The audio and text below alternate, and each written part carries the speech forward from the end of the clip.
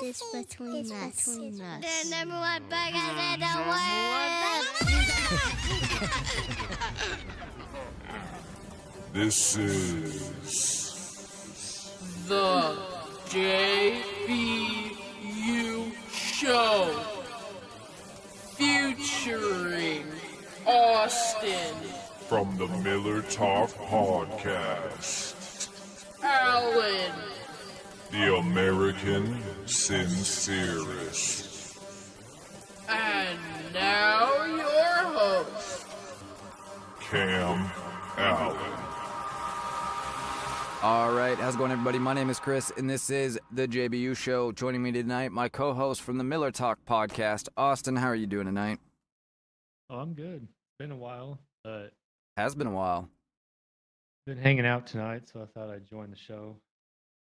I appreciate it. I think people are starting to wonder if I actually had co-hosts or if I just like saying it. Because I try to plug you guys every show, even if you aren't around, just to be a good guy and all, but whatever.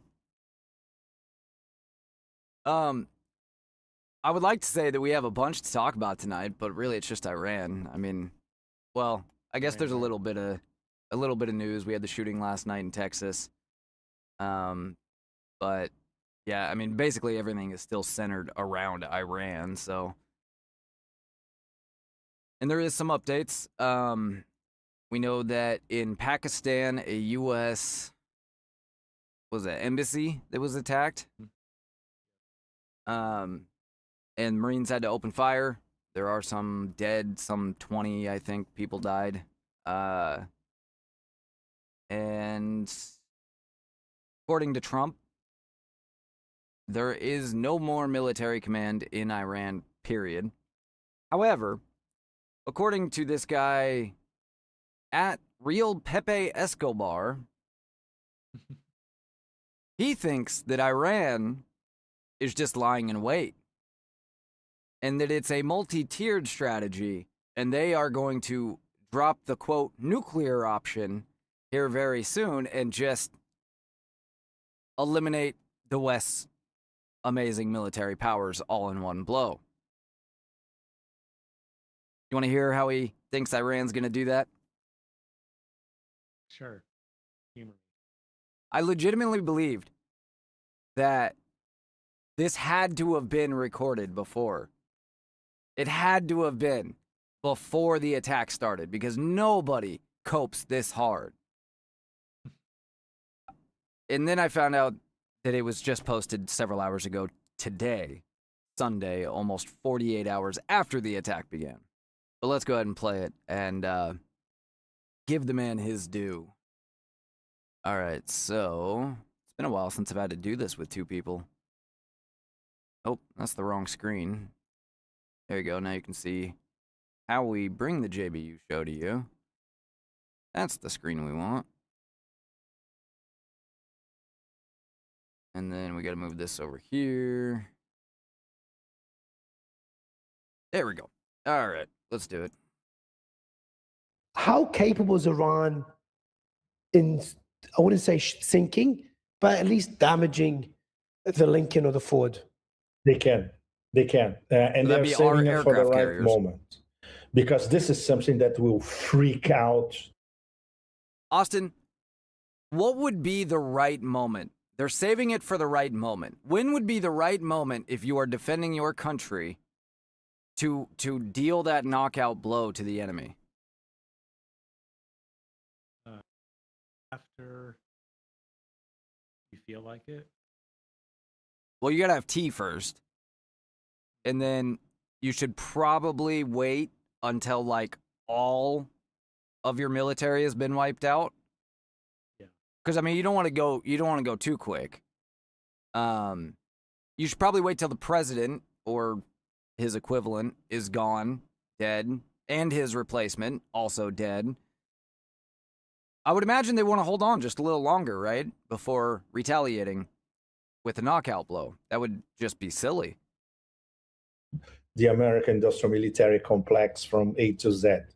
This is the nuclear option, much more than Hormuz. Can you imagine sinking a U.S. aircraft carrier? Because How would they let's do look it? at this. Is it would be hypersonic? Let's look at the symbology, Mario. That's the end of the American superpower. Period. The end. For the whole global One south. aircraft carrier is the end of all of our superpowers. Yeah, Austin, I haven't checked in a while. Do you know how many aircraft carriers we have? 63. It's not that many. Just threw a number out there. Ironically, I have checked. I should have had you ask that question. It's 11. We have 11. We could lose I was gonna say one 12. and still have more than every country on Earth combined. But yes, it would be a knockout blow. Let's just take the hypothetical. It'll be a knockout blow. Whatever will we do about it? Obviously, the Chihuahuas in Europe will come up with some sort of stupid explanation out of Brussels. But this is what Obviously. 90% of the planet will see it. They could use equivalents that they already have of the Chinese carrier killer missiles. Ooh, And they have scary. Iranian versions. And don't forget that the southern shore, What was that? I said the killer missiles compared to the non-killer. Right, exactly. You got to watch out for those non-killer missiles. And it's kind of funny that he says, but we have Iranian versions. You mean worse ones. You have worse versions.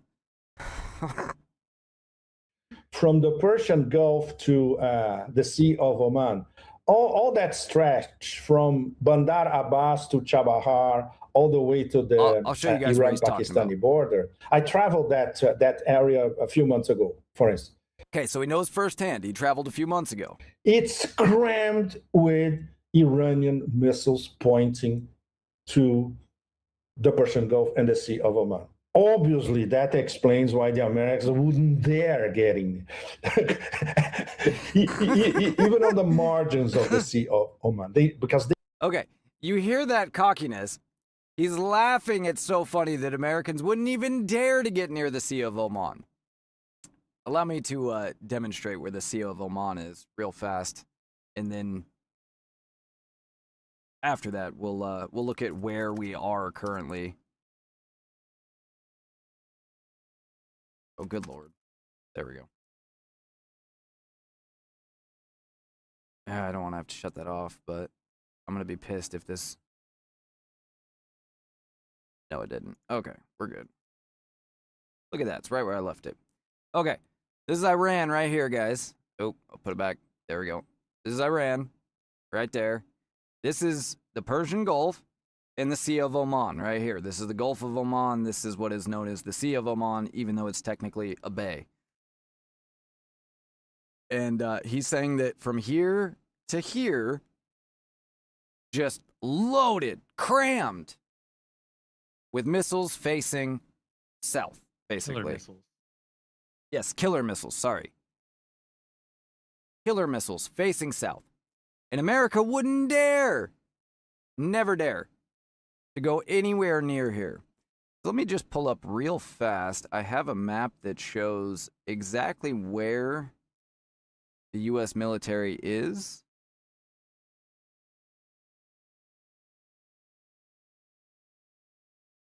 Oh, God, now people can see that I was looking at high points. Furry. Shut up. No, I'm looking for Reddit. Although I'm not sure how much farther I'm willing to safely scroll. There we go. All right. There is where we have been for literally weeks. All through the Sea of Oman, all through the Gulf of Persia, all the way up here. We got bases all through here.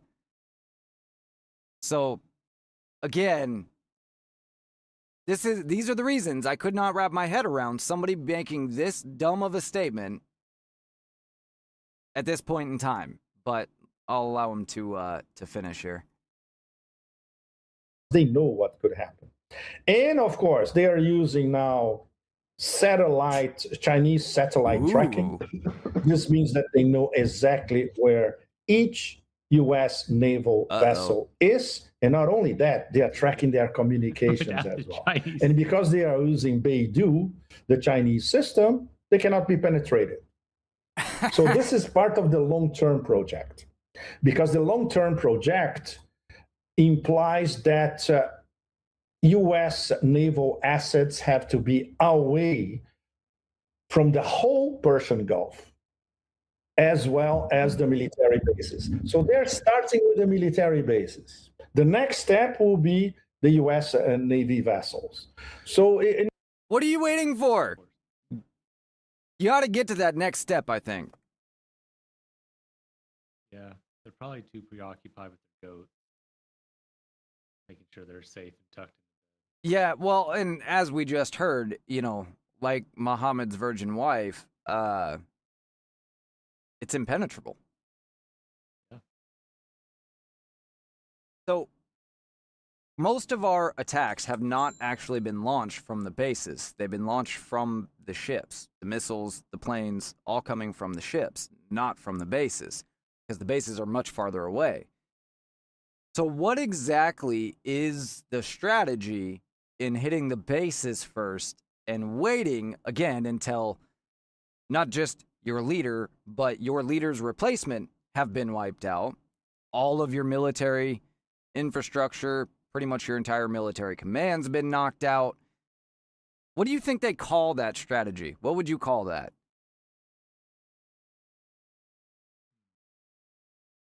Call it a stupid strategy. I would probably call it a stupid strategy too. Let's hear what he calls it. This is it's step by step, and it's a very logical progression. Logic. He calls it logic. And when you look at it and you try to figure out, okay, what do they really want? It's very, very logical. And it's the way Persians very think. Logical. Persians are extremely logical. And that's why for them, they cannot even process the fact that they are in the middle of negotiations and suddenly they get bombed. It doesn't make sense. For them, it doesn't make sense. They take logic and diplomacy very seriously. Very seriously. They take it very seriously. Clearly. Look, no offense to Persians. I'm not calling you stupid necessarily, but I'm not sure you want this guy representing your intelligence.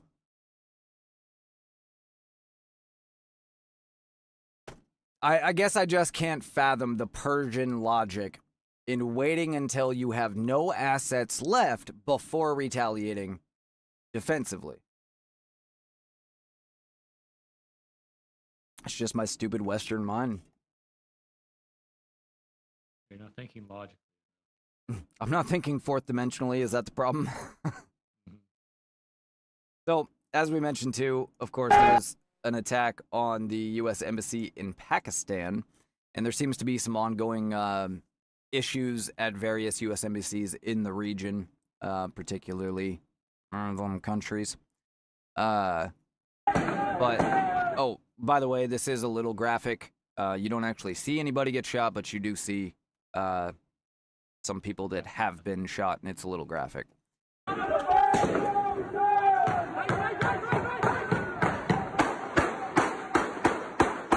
That is heroic cover fire right there for his comrades.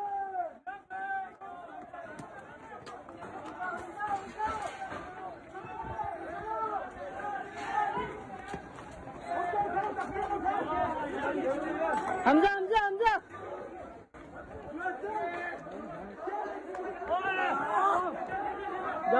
Go. What? Again, this must be that Persian logic that we were hearing about from @real Pepe Escobar. Because what exactly was the plan in going and attacking an armed embassy Let's go down. with no arms? Let's go down.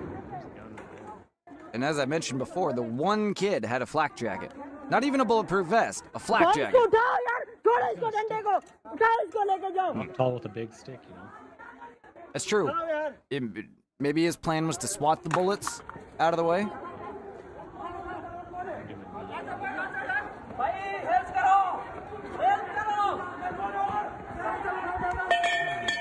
men to carry these men off.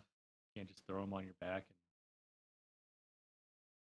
Well, as we know, Persian logic says one person per corner. You're not thinking. I might as well use them all. You're not thinking Persianally.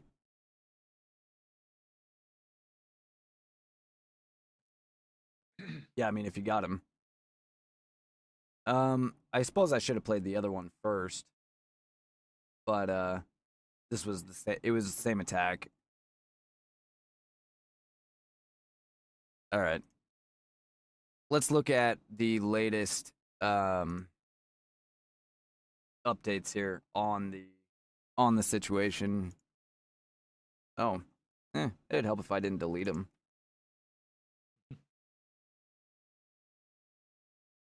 As I said earlier, Trump said that they have essentially eliminated the entire military command.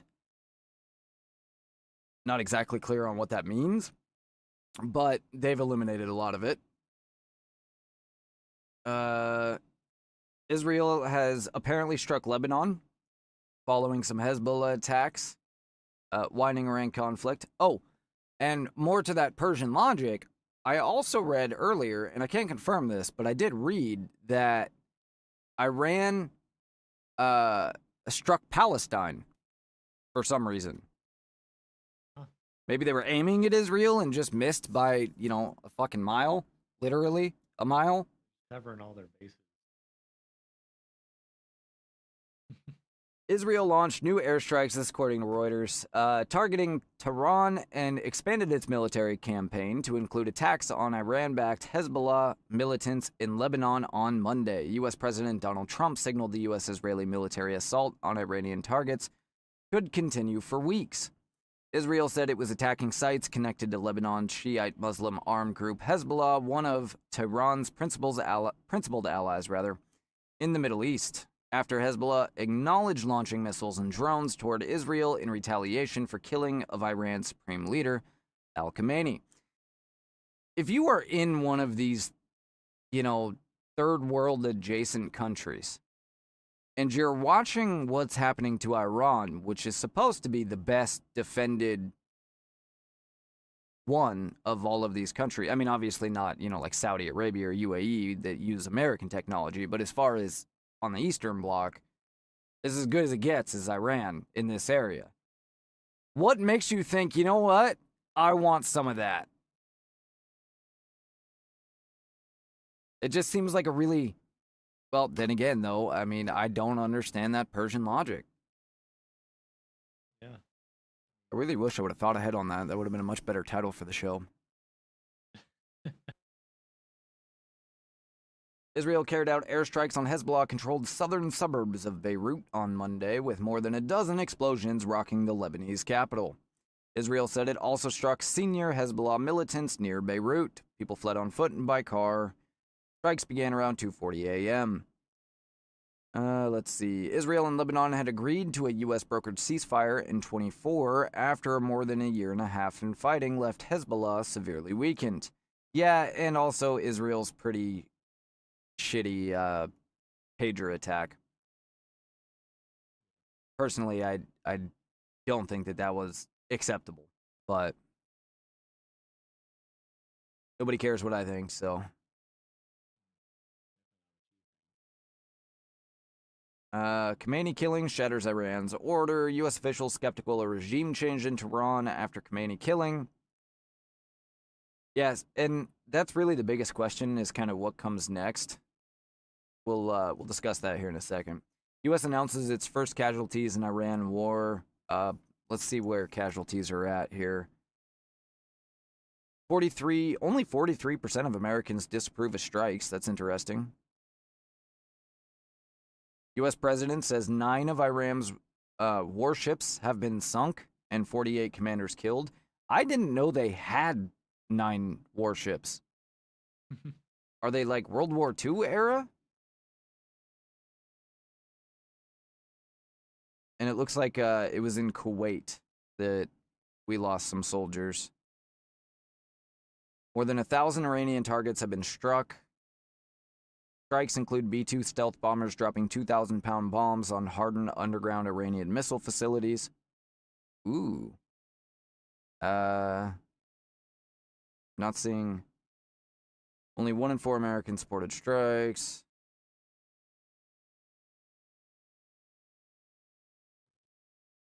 Not seeing a number. 3% disapprove, 1 in 4 approve. So 43% disapprove of strikes, only 25% approved, which means the rest don't have an opinion. And I would say I wouldn't say that I approved ahead of time of the strikes. I'm not against them, but I wouldn't have, if somebody asked me, I wouldn't have said, yes, that's a good idea. But I also have said that Trump was kind of backed himself into a corner too, because he said, this is the red line, don't cross it. They crossed it. I don't want him to back off of that like Obama did. That was extremely consequential. Yeah, I mean, it's a terrible situation. Thousands of people just being killed by their government. And I mean, we know that Iran was, as far as Middle East countries, one of the fastest converting to Christianity, highest numbers. So there's a lot of good people. Well, I and get it. as long as we're carrying them out in the same way that we normally do, meaning avoiding civilian targets, going to great lengths to make sure that we are striking military targets and not creating collateral damage.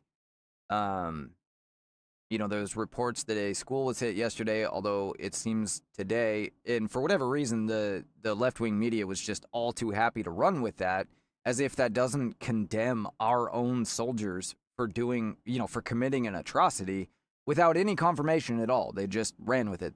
I also saw they ran with today that 500 and some U.S. soldiers were killed in an Iranian strike. Again, their only source for that was Iranian propaganda. The IRGC is where they got both of those numbers yesterday and today. And I just cannot wrap my head around why you would do that. Aside from the fact that it just hurts your own credibility because it's not true. Iran would have had to have gotten extremely lucky to ever score 500 kills on a single missile strike on the U.S. That's never happened before. Literally, it's never happened before. And damn well Iran can't do it intentionally.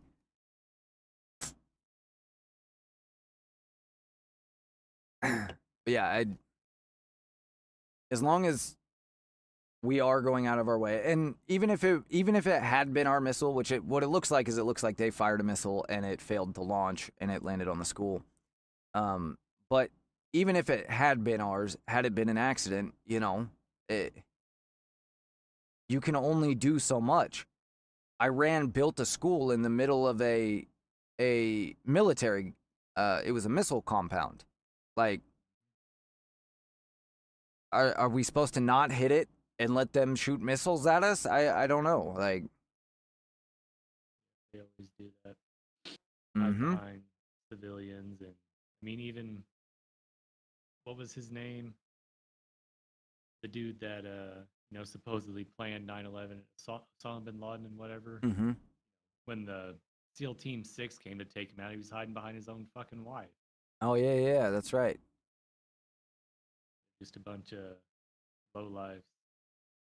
Bunch of cowards. That seems to be all it is. Like you said, I wouldn't fully approve of us doing these strikes, but I understand, just the situation that's going on. So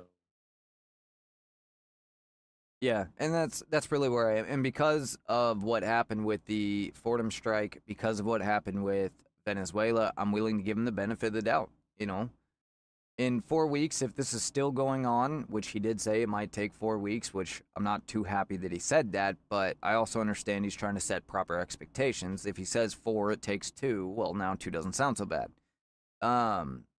So I'm, I never take Trump literally in what he says. We'll wait and see what happens. But if in 4 weeks it's still going on, well, then it might be time to talk about, all right, it's time to cut this off. We've done what we can. But I don't mind a limited strike so long as our people are protected to the best of our ability, and we're not putting boots on the ground specifically, because it's very hard to withdraw boots on the ground. It's not so hard to turn an aircraft carrier around,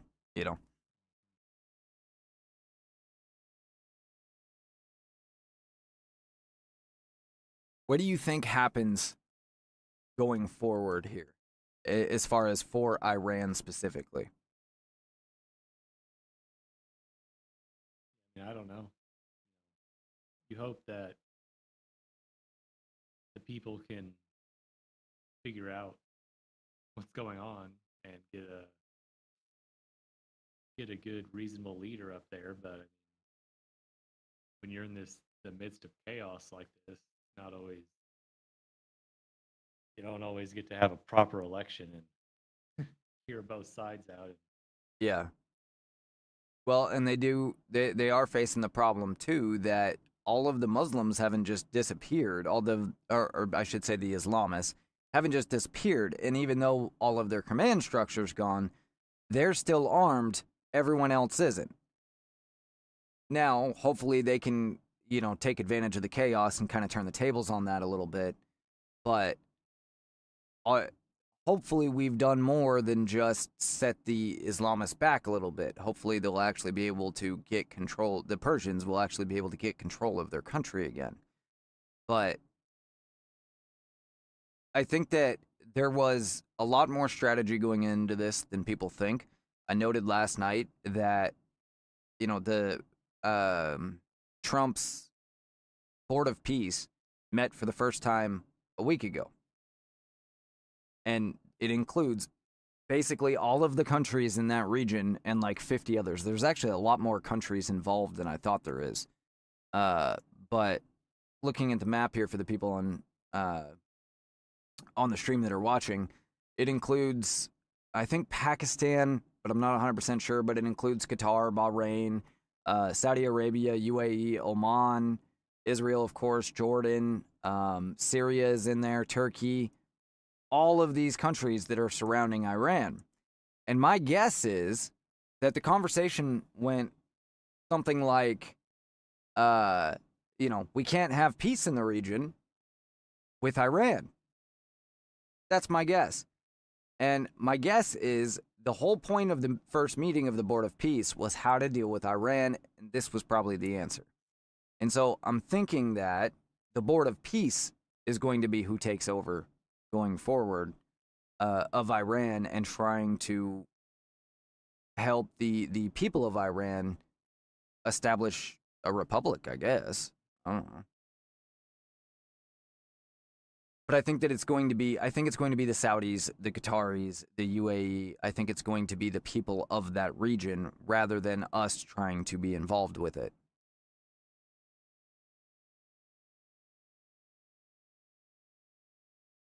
Probably so.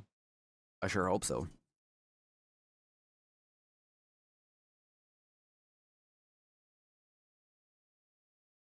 Yeah, I don't know. I don't know. I don't know what happens. I mean, it rarely works out well that we strike somewhere and that a better regime falls into place. However, I trust Trump on this more than I've trusted any president that we've had recently. And, despite the flaws that he does have, foreign affairs, he's been pretty damn competent with. And I do believe that it is different this time. That's what I said during the last two strikes, and it proved to be true. I do think it is different this time. But I guess time will tell. We've got 3 more years to find out. And as long as we're not sending money on pallets of cash in the middle of the night like Obama was, as long as we're not doing endless UAV strikes, and as long as, I guess, anybody but the Islamist regime isn't in charge anymore, then it was a success. I mean, at the very least, this sets them back further. It hurts China, and we are at war with China. And I think that's the bigger picture that most people don't see is this is not a strike on Iran nearly as much as it is a strike on China. And Russia. I mean, just the taking over of Venezuela has hurt Russia, and that tanker we seized a while back, not looking good for them. Hopefully weakening Russia a little more and come to some sort of agreement on this Ukraine war. Yeah, I'm thinking they're gonna have to, especially if Cuba falls, which particularly with this incident, they did in fact kill an American citizen. Granted, it was an American citizen that was going there to commit crime, so you know, not exactly the greatest situation, but it could lead to more issue for sure. And Cuba's already struggling heavily right now because Venezuelan oil's gone. So if Cuba falls too, Russia's absolutely screwed. I mean, not that they're getting any oil from Cuba, but they need that ally out there in the middle of the water as much as Cuba needs them. China is not going to be screwed from this, but it severely limits their influence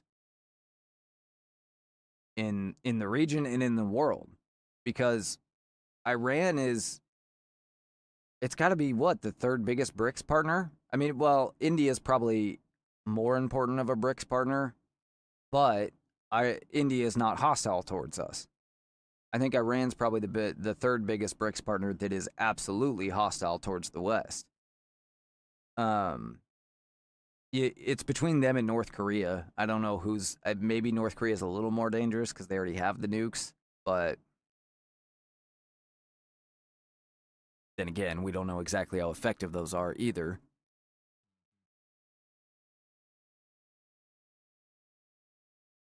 Yeah, I don't think a lot of conservatives realize that this is not about Iran or regime change. This is about World War III and Donald Trump trying to stack the deck in America's favor. The only problem I have is not that. I think that the moves he's making are smart if you realize what the end goal is and all of that. But my problem is we're already at war with China. China knows they can't go to a direct hot war with us. And that's why they're, using the cartels to bring fentanyl in. That's why they're sending their trusted, CCP members here to have citizen children that can vote, but then raising those children in China. On everything that they're doing, they're sending CCP women here to go to elite colleges and sending bacteria and viruses. It seems that germ warfare of some sort, whether bacterial or chemical, is absolutely something that they are planning to do to us and planning to do to us soon. We had the second home lab that was found a month ago. That completely disappeared from the news in less than 24 hours. That was the second one within, 2 years, 3 years? I forget. The other one was during COVID. And almost nobody even is aware of that, even though people actually got sick from this one. And you just had, I don't know if you heard, but I covered it last night on the show. You just had a Chinese national that was going to Manhattan Tech or something like that. I forget exactly which school. Or maybe it was Michigan. Or Michigan? Fuck, I don't know. Something with an M. To study biology or whatever. And she had sent herself... This is where what I was saying earlier. She had sent herself books to the lab ahead of time from China. And in the books were pieces of paper that had a bunch of circles on them. And in order to try and disguise what it was, she wrote on the top that if somebody finds this, aren't these cool shapes or whatever, like something stupid that was poorly translated to try and assuage any suspicion. In reality, each one of those circles was biological matter. And so it was designed to cut out, and then you could hydrate it and regrow the biological samples. They didn't say what they were. They just said they were biological matter. On top of that, 3 days before she came to the U.S. and the FBI detained her, somebody had completely wiped her phone. When she was asked why her phone was completely wiped, she said she wanted a fresh start in the United States. But the thing is, her phone wasn't just like restarted. It was wiped, like wiped, overwritten, wiped again. Obviously, she was a spy, but Yep. for those reasons alone, not to mention COVID itself. Oh, yeah, and she was from the Wuhan lab, too. That was where she worked. But not to mention COVID itself, for all those reasons, I think it's pretty obvious that they are going to try to use biological warfare against us in the near future, if they're not already trying. Yeah. Maybe in weed. Yeah, I'd heard about it was either early this year or late last year. They had found a Chinese student that had some sort of mushroom spores with them that Yep. were dangerous. Yeah, there's been several of them. I don't know exactly how many, but I heard about that one. The one I was just talking about was just a few days ago, and there have been several, depending on how many years we want to go back. And it's something that pretty much no American is aware of. That China is literally at active war with us. Just call it Cold War, call it whatever you want. They're not shooting guns at us. They're trying to actively penetrate our defenses in literally every way they can. Fentanyl, biological warfare, buying up land next to bases. What'd you say? Yeah. Information, yeah. Psychological warfare with TikTok and stuff. And economic warfare. It's very obvious they've been trying to rot us from the inside out. Possible. It's entirely possible that this is less about World War III in the sense that Trump thinks they're going to try and physically attack at some point, and more about we're going to physically attack them at some point because of what they're obviously doing before they have a chance to actually release a biological agent or something crazy like that. I don't know, man. I just know that it's not cool that so few people seem to recognize that it's a problem at all, Yeah. This is a great time to mention that if you haven't been training, you should start. Should at least be in shape and know how to hit the broadside of a barn. And own a gun. If you are a law-abiding, average-age American male, you shouldn't just own a gun. You should own an AR-15. At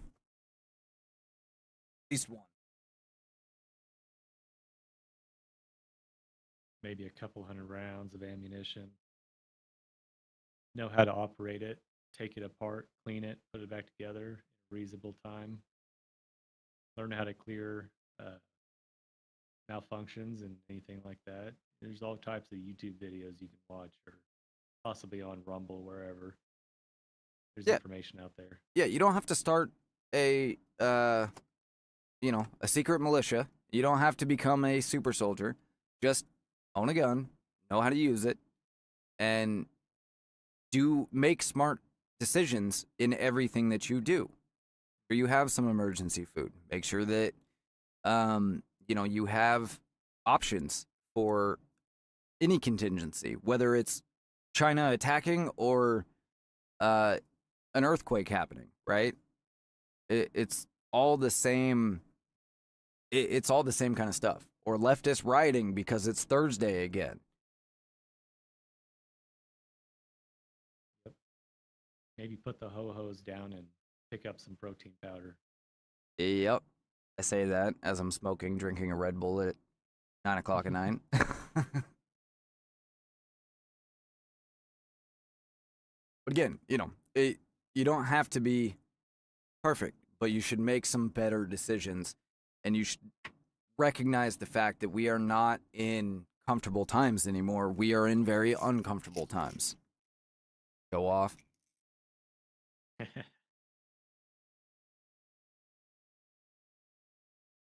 don't have any actual weights, so I have to use my fiance's kettlebells and like her female like circle weights and stuff, or whatever it is. You know, she buys all kinds of weird ones. But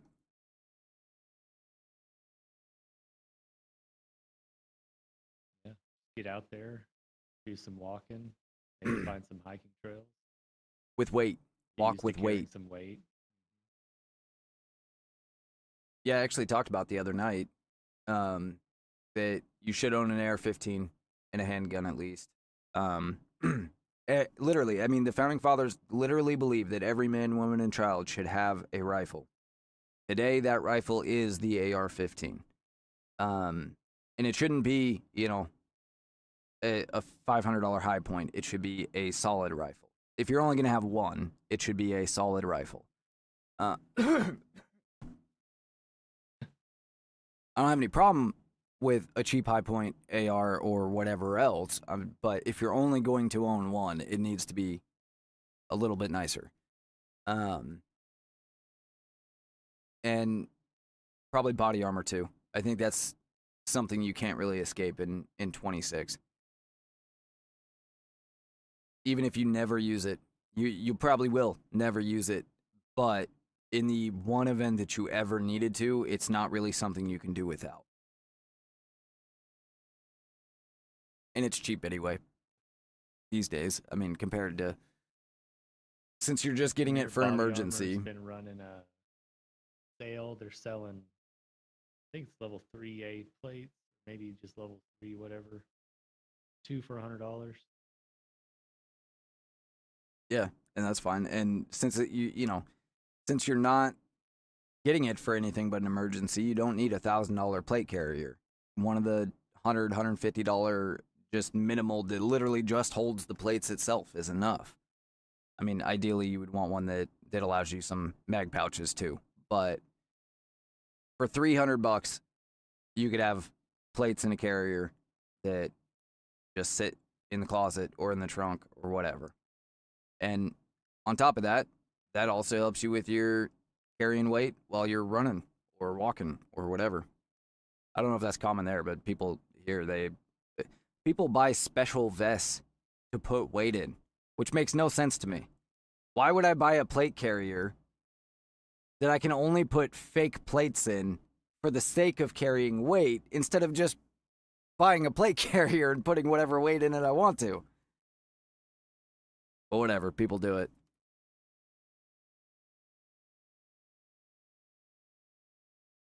Anyway, I'm looking to see if there's any other updates here on Iran while he's gone. I'm ready to change subject, but I want to wait till he gets back.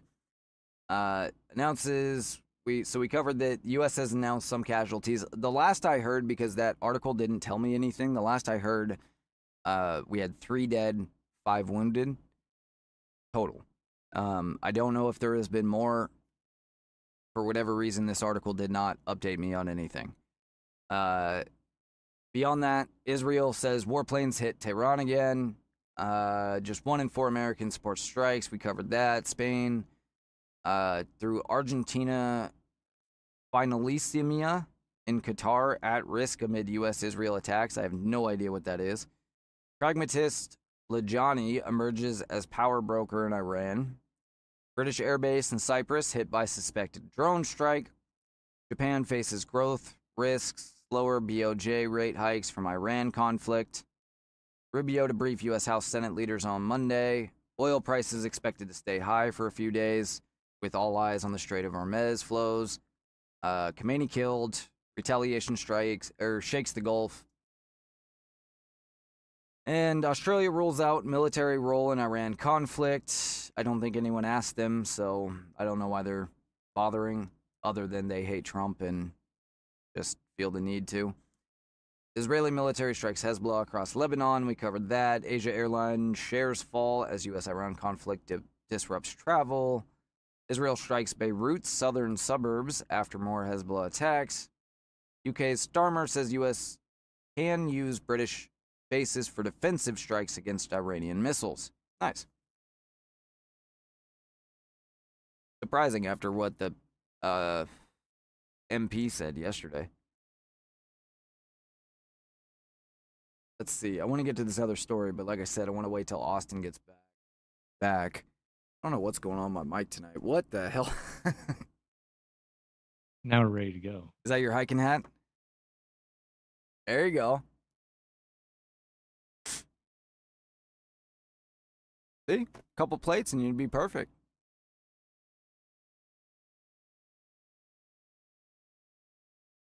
Did you just get me pulled off live stream, though? It's an airsoft gun, obviously.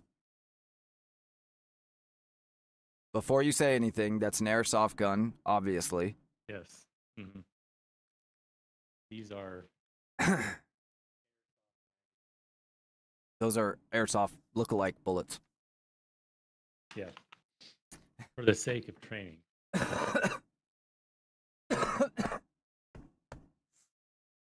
But yeah, literally something set up just like that. Every able-bodied American male, law-abiding American male should have. And there's really no excuse not to, because, you know, whether you like it or not, it is your responsibility according to the Constitution.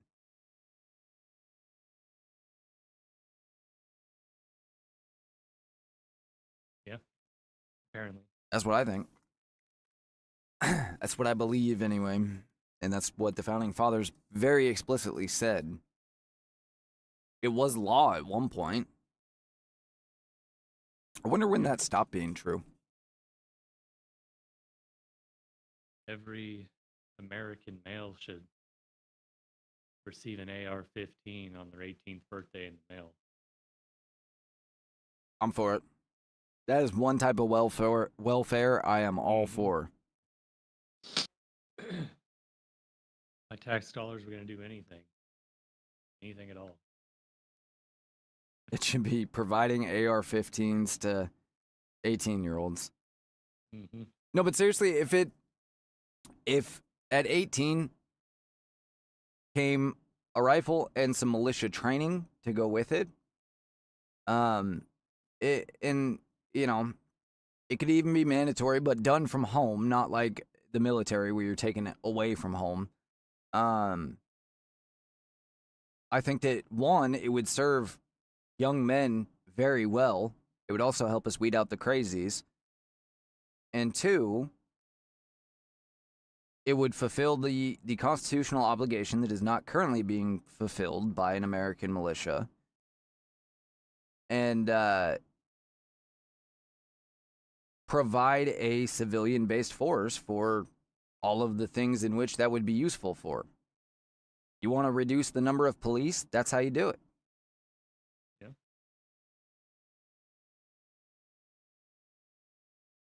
But ultimately, I think that the benefit to the average American boy would be immense. It's like Boy Scouts, but more fun. I know you didn't hear that, but I said it's like Boy Scouts, but more fun. Yeah. So, what have you heard about this shooting in Austin last night? That it happened. That it happened? Yeah, that's about all I heard, too. All right. Chilling newly released photo shows Austin mass shooter Ndiga Diange toting a rifle and wearing a hooded sweatshirt emblazoned with "Property of Allah." Diange, 53, former New York City resident, an immigrant from Senegal, opened fire at Buford's backyard beer garden in Texas early Sunday, killing 2 and injuring 14. I don't know if I want to play the video. The video is pretty graphic. Eerie photo shows Diange, mouth agape, wearing what appears to be camouflage pants, holding a black long gun at his right side. And law enforcement sources said the bloodbath at the bustling nightlife spot was potentially an act of vengeance over the U.S. attack in Iran. Sources told the Post that Diange, who was naturalized in 2013 and applied for asylum in 2016, also possibly was wearing an undershirt featuring an Iranian flag or other Iran-related imagery. Yeah, I'm willing to bet he applied in 2020.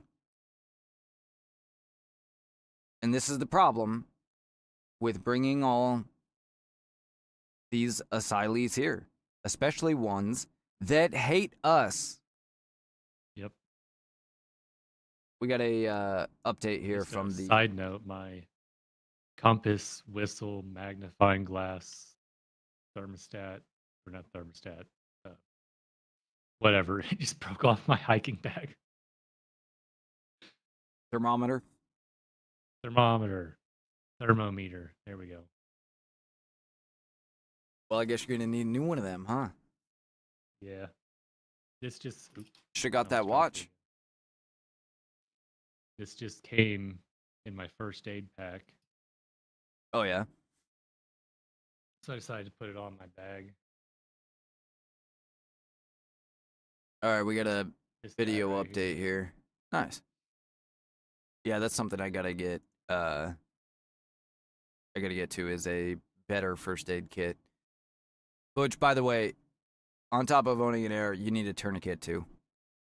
Mm-hmm. That's something that honestly everybody should have. They're cheap enough. It should just be in your truck, in your car, whether you own a gun or not. Just because it is. Yeah. When you need one, you need nothing but one, and it is the difference between a flesh wound being, minor and taking your life. Like, and it's not just it's not just gunshots. It's any bleeding wound. Yep.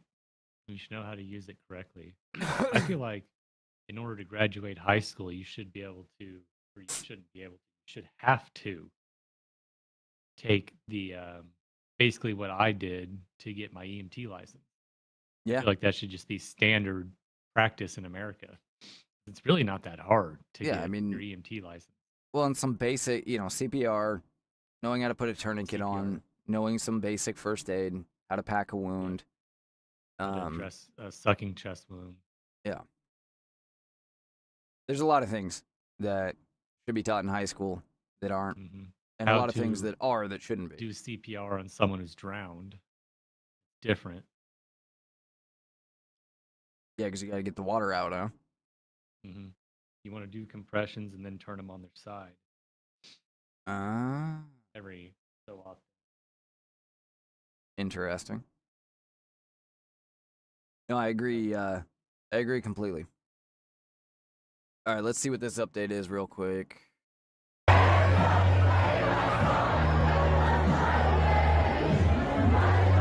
I guess this is the. First of all, thank you for being here this morning.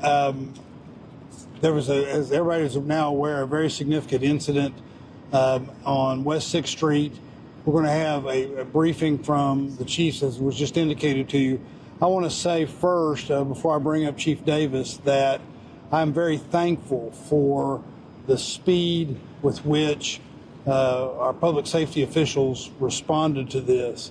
I don't think there's any question that it saved lives.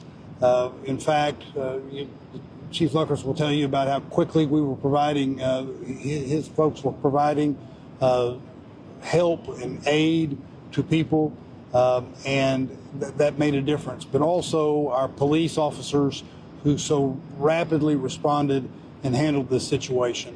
What we will do, and I'll mention this again a little bit later, but what we will do is get a briefing right now to get information to you. And then during the course of the day, as we continue this, we will, on a regular and routine basis, provide you additional information. So with that, I'm going to ask our police chief, Chief Davis, to come up. Thank you, Mayor. I want to start by saying my condolences to those that have been touched by this. This is a tragic, tragic incident.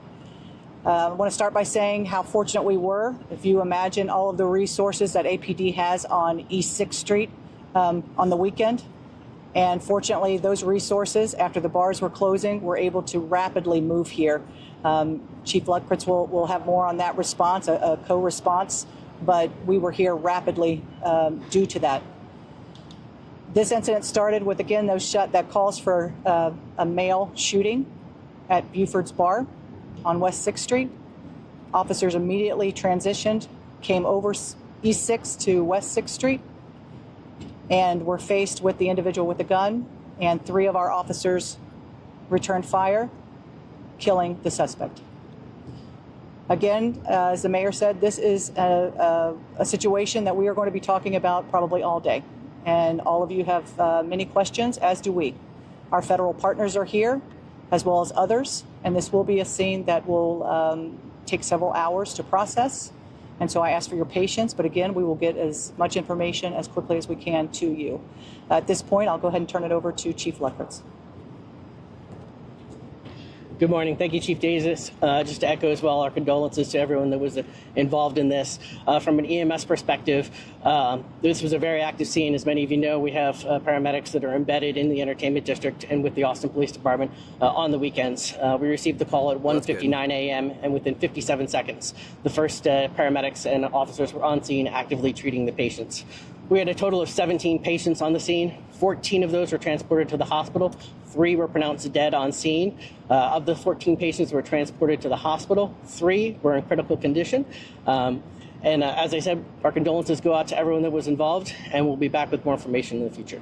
I'll turn it back over to the mayor. Thank you, Chief. As has been indicated, our hearts go out to the people that are victims of this, and I want to again reiterate my thanks to our public safety officers and officials that so rapidly were on the scene. They definitely saved lives. And as I've indicated, what we will do is during the course of the day, we will inform you about when we will provide additional briefings. This is ongoing, and we will give you as much information as we can throughout the day. So please follow us, and we'll keep you up to date. So, what's weird about this attack? I'm gonna sneeze again. Try not to. What's weird about this attack is this is being handled like you'd kind of expect a mass shooting too. Okay, hold on. I said that. Oh, I'm thank about to you. sneeze. Yes. Late on it, but I'm like, where the hell am I playing from? But anyway, the it seems very random and unplanned, obviously. Happened in the middle of the night. Kind of seems like he just found the nearest place with people. It sounds like it was ended very quickly, which is always good, of course, but there's really not much. I don't know. There doesn't seem like much here other than why was this guy here in the first place? That's really what it comes down to. Like, if you're so angered at American strikes in Iran, for example, maybe you probably shouldn't be in our country. If this is your response to it.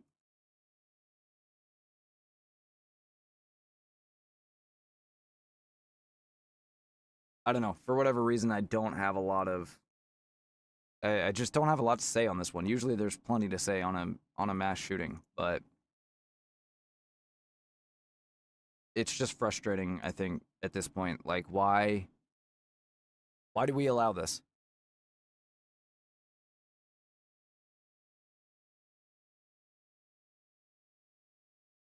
yeah, I don't know. But I know that 6th Street in Austin's a very popular place. Is it? Yeah, that's where Joe Rogan's club is.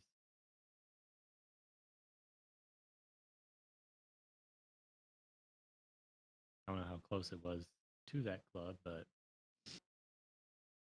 I do have, like I said, I do have footage, but I don't think I'm going to play it.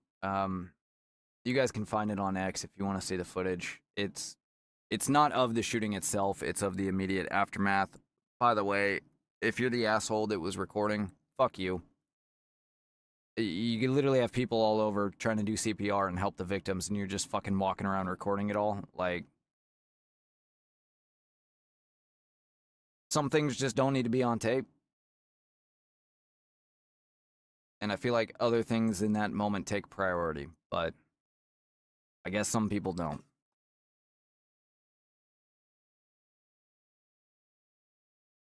Well, anyway, let's move on to the this very interesting story here from HuffPost.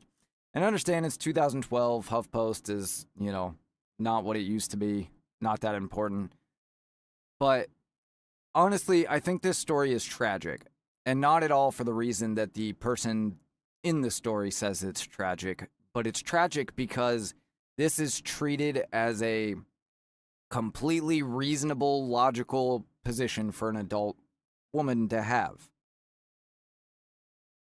And that, I think, is what's tragic about this. The title, My Father Emotionally Abandoned Our Family, and I have to relive it every time I go to the doctor.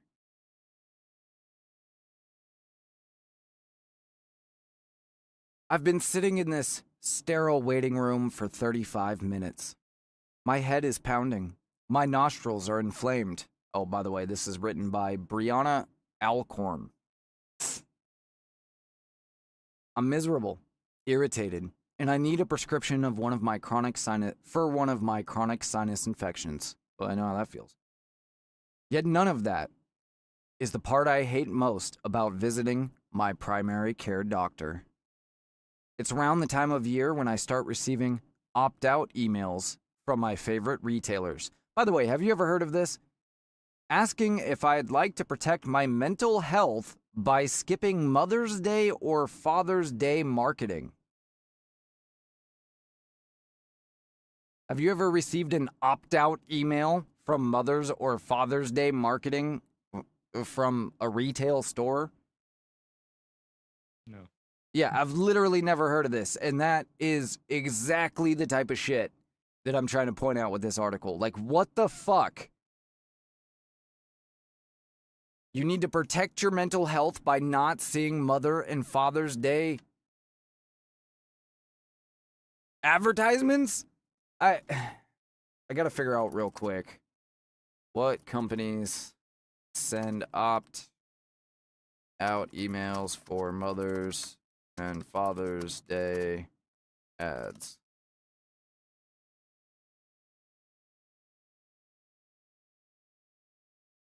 Several major brands have implemented opt-out options for Mother's and Father's Day marketing emails to show empathy towards customers who may find these holidays emotionally difficult. Yeah, who doesn't? Etsy, Levi's, DoorDash, Canva, Pandora, Jewelry, Mac Cosmetics, sorry, K Jewelers, Ancestry, Parachute, Moment, don't know who that is, Groove Life, Bloom and Wild, The Body Shop, and The Telegraph. They are among the companies that have offered customers the ability to skip promotional messages on these holidays. These opt-out initiatives aim to respect customers' emotional experiences, including those grieving the loss of a parent or child. Well, that I can appreciate, but still, I'll come to that part later. Companies like Canva and DoorDash have reported strong customer engagement, with 80,000 DoorDash users opting out of Mother's Day emails in 2023 alone. Trend reflects broader shift toward prioritizing human-centered communication over promotional gains. No, it shows that these companies agreed to do DEI and were told to do this by companies like McKinsey. Yeah, I will point out, what was one thing that all of those companies I mentioned clearly have in common, besides maybe Levi? They're gay. Yes. No, they're clearly marketed towards women. MAC Cosmetics, Etsy, Pandora, Groove Life, Bloom and Wild, The Body Shop, K Jewelers, all marketed towards women. Take that for whatever it's worth, but I think that was worth pointing out. Anyway, asking if I'd like to protect my mental health by skipping Mother's or Father's Day marketing. But there is one place where we can't seem to unsubscribe from our family trauma: the doctor's office. being able to write that sentence alone and hit enter and feel good about it just bugs me. The nurse continues to take my vitals. She asks if I drink. I respond, here and there, but not much lately. Are you still taking these medications? Yes, I said. Do you have any signs of depression? No, I say, not today at least. When was the date of your last thing? I have an IUD. She nods, and I hear the rhythmic click-click of her mouse. She looks as if she's about to close the screen, but then she asks, are your parents still alive? I know we've reached the section I've been dreading, the questions about my family medical history. I want to ask her to stop, but I don't know if I have the right. Sweat begins to form under my arms. Yes, they're still alive, I say. In my head, I'm providing the context she doesn't see on screen. Yes, my mother is alive. She's happily riding her horse on a trip in Texas today. And my absent father? As far as I know, he's alive, but he's felt 6 feet under for 2 decades. She begins firing questions about my mother's side in rapid succession. High blood pressure, high cholesterol, diabetes. I answer softly and quickly, bracing for the impact I know is coming. I want to rip my mask off and say, to hell with it! I'll go without the antibiotics. If it means saving me from the next page of this digital form. Any cancer on your mother's side? I slump in my chair, giving short, clinical, non-emotional answers. But the roller on her mouse is a ticking time bomb as she scans the screen. She proceeds, and I sink further into my chair. On your father's side? Any diabetes, high blood pressure, cholesterol? I don't know, I reply, hoping she'll move on. But she doesn't.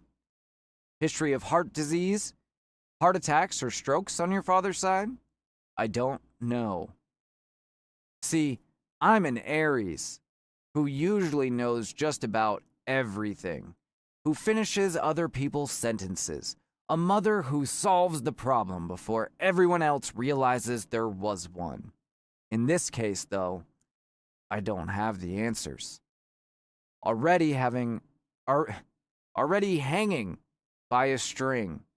I'm doing my best to control my words. It's not the nurse's fault I haven't seen my father in 21 years, but finally, she hits upon the final straw. Is there a history of depression, anxiety, or other mental health conditions on your father's side? I pull down my mask. I know I'm not supposed to, but I can't breathe, and I need her to see my face so she knows I'm not attacking her when I speak. Honestly, I don't know the answers to these questions because my father has been absent for more than half my life, I say. He absolutely has some form of mental health issues, or else I would never have had to file for a protection from abuse order. I don't know if he's physically healthy. He's over 74 years old now, but I can't imagine anyone who abandons their children the way he did is sound of mind. If we could just stop with the paternal history, it would be really helpful for my blood pressure and my state of mind. For the first time, she takes her eyes off the screen. She turns her body towards mine, pulls her own mask down to connect, and sighs. For the first time, she takes her eyes... Oh, welcome to the American family, honey, she says softly. Right. She turns... So many of us have battled the same. She cuts herself off as if her own story is just too heavy to carry into the room. She stays with me for a moment. 21 years is a long time. It sounds like it's absolutely his loss, for both you and your kids. One day he'll realize it, and it will be too late. I wipe the gunk from my nose as she turns back to the screen and finally exits the questionnaire. She sanitizes her stethoscope and places the thermometer back on the wall. The doctor will be right in to see you, she says. As she reaches for the door, I catch her glance. Thank you. And I'm sorry it was so hard for me to answer those questions today. I wasn't prepared for it. She closes the door with a gentle smile. Don't worry about it. Happens to the best of us. I sat in that sterile room for what felt like an eternity, alongside the heavy identity of being a fatherless daughter. Even at 40, an age where medical history becomes increasingly vital, I was filled with a primal resentment at being forced to acknowledge the void. Most days I can focus on the love and affection of the family I do have, but sometimes, when I least expect it, something as routine as a medical form can dig a hole in my heart that no prescription can mend. Despite the frustration of being forced to confront the pain of estrangement in a clinical setting, I'm grateful for the unexpected moment of grace I found with a nurse who understood that for some of us, medical history isn't just data. It's a story that we can't escape from.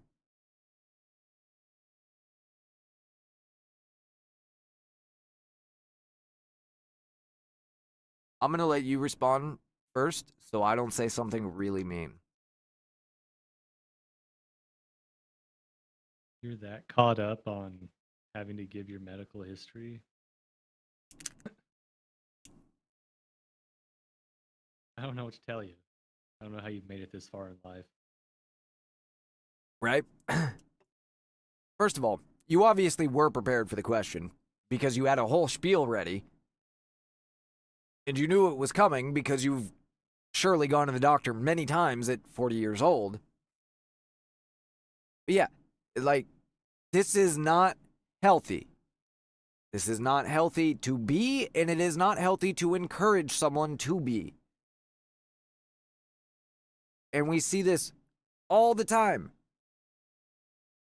particularly with the fairer sex. This is not a functional adult. Everybody has things that they've had to deal with in their life. Some people a lot worse than others. Now, I want to be clear too. The only thing she accuses her father of is emotionally abandoning the family. First of all, that's not even specifically like physical abandonment. She just said emotionally abandoning. Now, maybe he physically abandoned them too. And that sucks. Like, that's really hard for a kid. I agree. I'm not at all saying, like, it's not a big deal to grow up without a parent. But at some point, you become an adult and you have to face it and move on. And not doing that is not good for you. It's extremely unhealthy. And the encouragement of someone, oh, you're so brave. That's not fucking brave. That's sick. Like, very sick. This woman needs help. And I know a lot of people will call me an asshole for that, but I'm not going to pretend that it's acceptable for a grown-ass adult to be so affected by something that happened to them when they were a child that they can't even be asked the question, what about your father? The medical question even. Like, if hearing the word your father sends you into a fucking tailspin that you're ready to walk up out the room without the life-saving medicine that you need to get help for that. And you need to do whatever it is you need to do to get over it right now. Because you've already wasted 40 years. I feel for her kids and her husband or wife or whatever. Because there's no way they could possibly have healthy relationships with somebody that is holding on to something that deeply.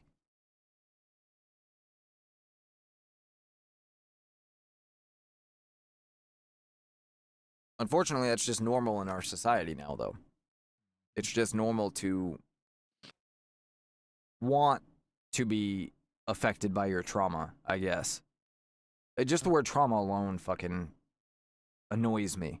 Because there's trauma like your dad sexually abused you as a child. That's trauma. There's trauma like you know, your dad beat you, or your mom beat you, or, you know, we don't need to go through the whole list, I guess. But, and then there's, oh, my parents were emotionally distant. Or we were poor. Or whatever. Like, if somebody who was beaten by their parents or sexually abused by somebody they trusted can move on with their life, and I'm not saying forget it, but accept it, you can move on because your dad didn't say he loved you enough or whatever. I don't know. It gets under my skin because I have a family member that's very much like this, and it absolutely drives me nuts, the people that just enable it and allow it to continue as if that's the right thing to do. Like, you're just making it worse.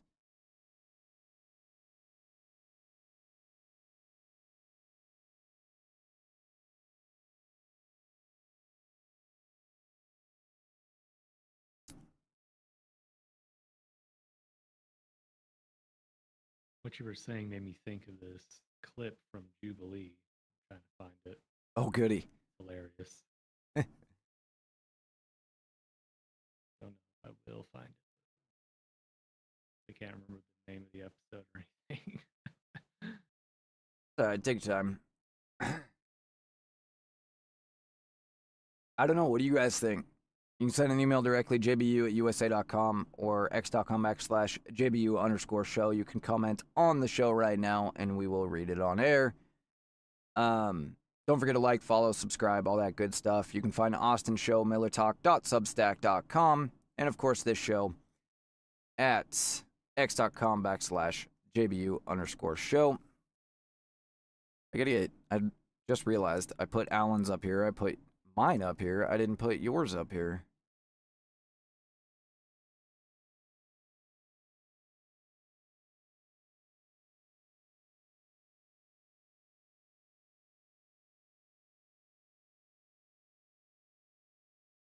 Let's see. All right, there we go.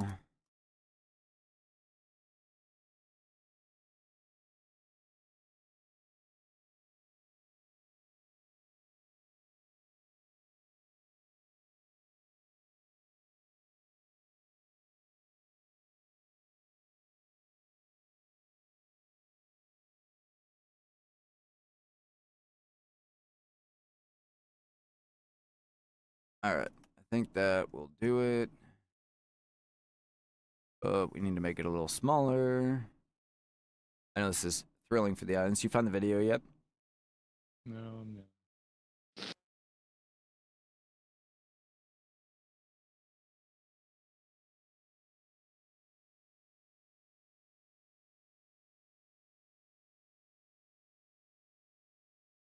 Whatever, that should work.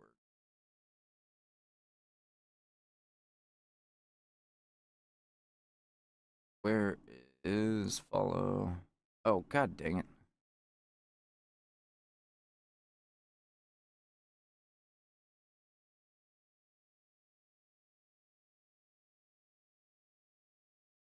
course, I did it on the wrong one.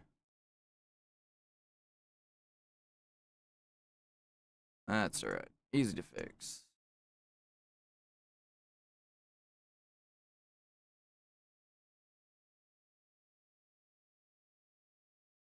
Okay. Or apparently not. Just What's up? get it to the. I found it. Gonna get it to the relevant part. Alright, cool.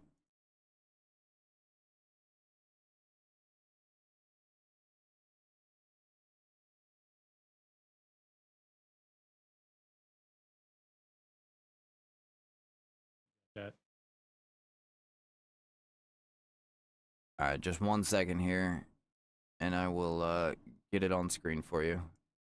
Hang on 1 sec. Sorry, I was in the middle of getting your thing set up. I know you have no idea what that is, but that's okay. Mm-hmm. There we go. There's Austin stuff. All right. Who is this diva? So, I guess just to give some context, this Sure. is one Gen Z versus 20 war veterans. And the first claim is, my trauma is just as bad as yours. This is Let's perfect. roll with that. You couldn't have chosen a better. Girl. But have you ever passed a fuck-ass kidney stone, which is more painful than giving birth, dead ass, and then your boyfriend of 30 Deadass. years dumps you, all in a 4-month period? One of our trucks hit a mine outside Da Nang. 1 minute, Petey was cracking jokes, and the next, half of him was hanging off a tree. You ever hear a man scream with no lungs? Why did that story give me actual chills? Okay, Slade, you definitely have more trauma. Yeah, than me. this sounds that's like a embarrassing. meme. One Gen Yeah, tell me about it. Oops. One Gen Z. How do I get out of this? I don't know, but That was the only that's exactly find the that time. type of person I'm picturing in my head when I read this article. That's for sure.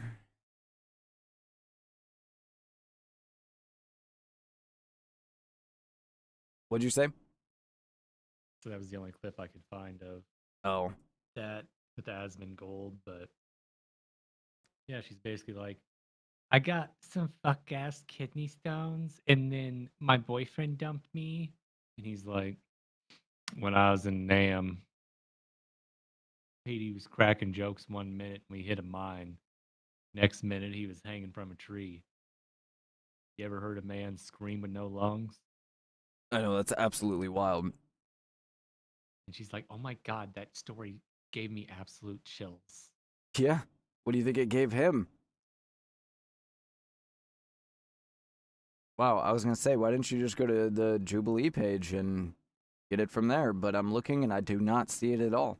I don't know how old that video was, but that Old, clip apparently. surfaced recently for some reason. I'd seen it a couple of times.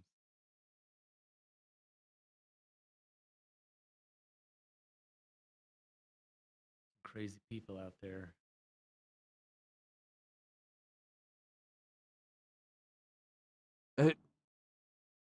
Boy, there's some good ones in here. We're going to have to do another watch along with one of these. There's definitely some good ones, especially if we go back a ways. All right. I didn't find it either. It must be pretty far back, because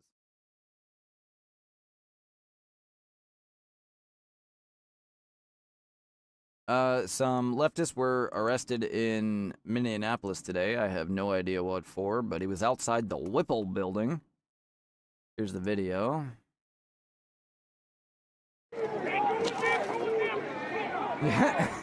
That was one of dozens of arrests outside the Whipple Federal Building today. The tense moments followed what was a peaceful anti-ice march. The State Patrol says it stepped in after people threw rocks and ice chunks at law enforcement. We're told nearly 40 people were booked into jail. This comes 2 weeks after the Fed said Operation Retro Surge was ending, but community members say the impacts are still being felt. And my call to Minnesotans is keep being brave, keep showing up for our neighbors. There are many people who are still in hiding. There are many people who don't have the means to put the food on their table. Keep donating, doing mutual aid, caring for each other. Today's march is part of a week of action led by local organizers.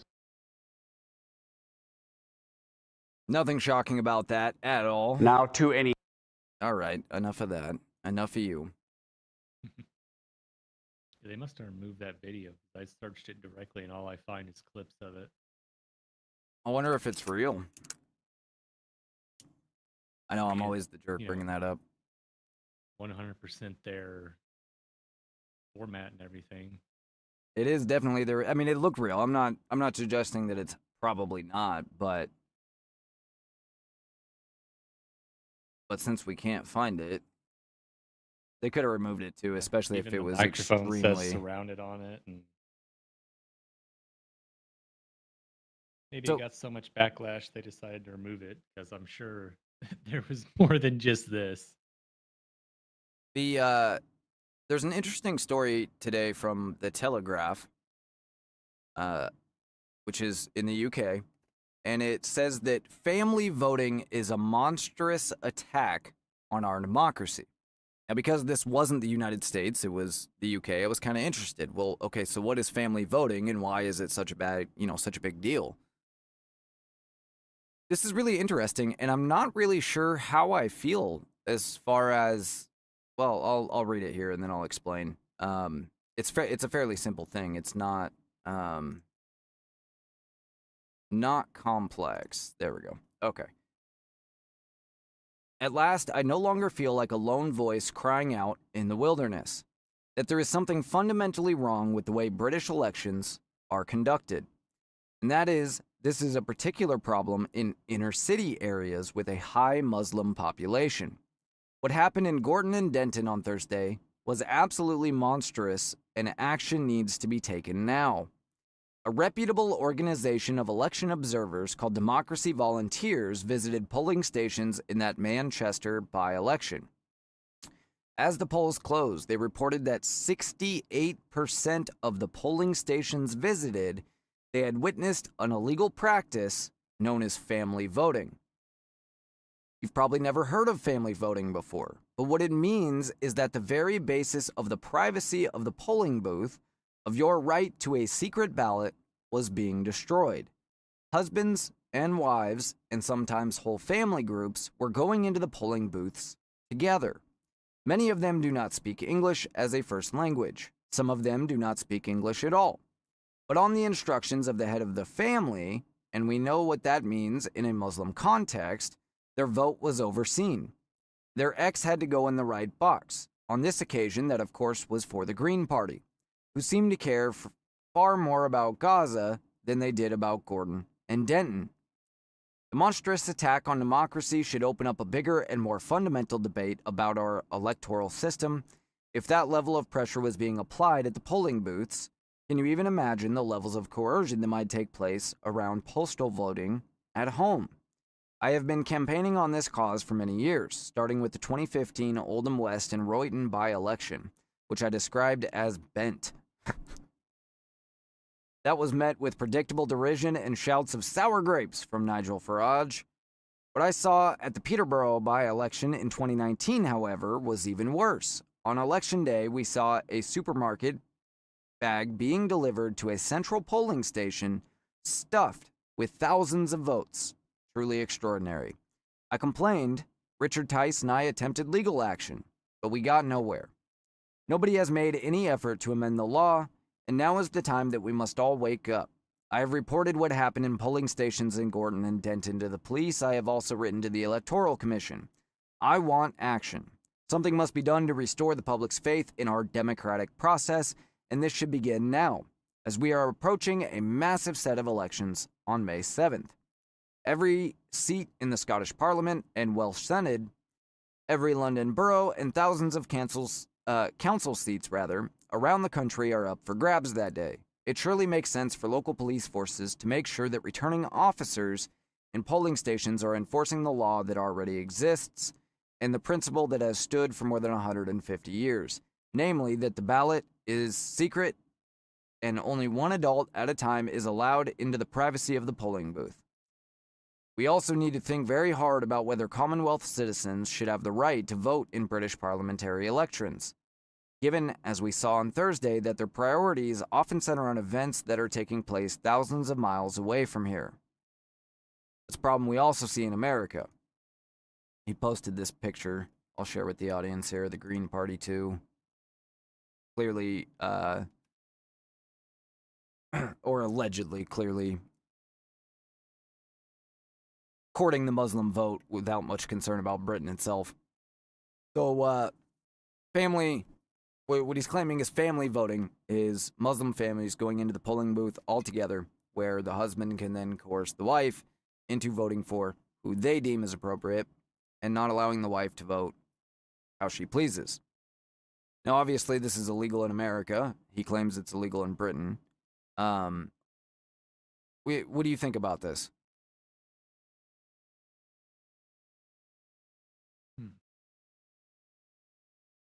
On one hand, sorry, go ahead. Yeah. Yeah. On one hand, like, I agree. Your right to a secret ballot is a fundamental principle, at least of our constitutional republic, and probably of Britain's as well. On the other hand, I don't know that the 19th Amendment was the best amendment in the world, so... Yeah. I mean, people love to harp on that. Oh, women finally got the right to vote and blah, blah, blah. But it was literally only like 15 years before women got the right to vote that men unanimously got the right to vote. Mm-hmm. Not everyone just had the right to vote not all men had the right to vote at the beginning of this country and throughout a majority of the history, and for good reason. Mm-hmm. Well, yeah, and that's the important fact too, is women never didn't have the right to vote. That's the common misconception that is allowed to continue today, even though it was never true. Women were always allowed to vote. Men were always allowed to vote. Black men were always allowed to vote, except for in the South. There were certain cities in the South that did not allow black men to vote, period. But generally speaking, free black men were allowed to vote. The same rules applied. You had to own property. So, most women didn't vote because their husbands are the ones that own the property. But if they were single, owned their own property, they voted, and they could vote. And they did. There were plenty of women that voted. We have record of it. And same with black men. There were plenty of free black men in America too that voted. Another common misconception is that the 13th, or I guess the 14th and the 19th Amendment gave black people and gave women the right to vote. No, it merely assured you could not be denied the right to vote based on your sex alone. The government can give you nothing because the government creates nothing. Mm-hmm. The government did not give us any of our rights. Exactly. Well, and it also means that we could make it to where you had to own property again, and it still wouldn't violate the Constitution. It says that you cannot discriminate on sex, on gender, on sex, on race, and religion, I think. Well, I mean, religion would be covered by the First Amendment, so you wouldn't be able to deny on religion either. Does not say anything about income, taxes, owning or not owning property, citizenship. So it's also a misconception that most women wanted to be able to vote in every election. Most women didn't. Yeah, it's actually a funny story. You know the girl that the abortion girl, I can't remember her name. Margaret Sanger? Yep. They were trying to run these polls to get basically the 19th Amendment on the ballot, and unanimously, only about 15% of women supported the 19th Amendment. And so instead of convincing more women to approve of it, mm-hmm. they actually just basically took those women's right away to vote on that, and just convinced a bunch of men that, oh, you're sexist, and all the tactics they use today, right? For not supporting women having the right to vote, and so that's how that happened. That's exactly right. Even places like Utah, they gave women the right to vote because they thought, Utah was founded by Mormons, and the Mormons were polyamorous or polygamous, and they thought giving them women the right to vote would be able to continue to keep that a part of their state constitution and whatever. Huh. And then after 10 or 15 years of that, it started looking that women were going to vote against that, and so they took their right to vote away from them so they could continue to have multiple wives. So It's not as black and white story as they like to portray to us in our history classes in public schools. No, it definitely isn't. As is true of most everything during the 20th century. It's all bullshit. What progressives set out to do was fundamentally transform the United States. And that's what they did. And they rewrote the history books as part of that. They've done it slowly over time, but that's what they did. The thing is, there's no ambiguity when it comes to like the founding fathers and whether they liked or didn't like slavery. There's no ambiguity when it comes to what the Second Amendment meant or any other amendment. There's no ambiguity in what the 14th Amendment meant when it was passed in 1900. I forget what year it was, but around 1900. The people that lived during that time, the people that wrote the laws, the people that voted on the laws, they wrote things down. We know exactly what they thought and what they believed. The problem is you have to read it. Why I bring up the first draft of the Constitution all the time? Because we are constantly told that even the founding fathers that voted to end slavery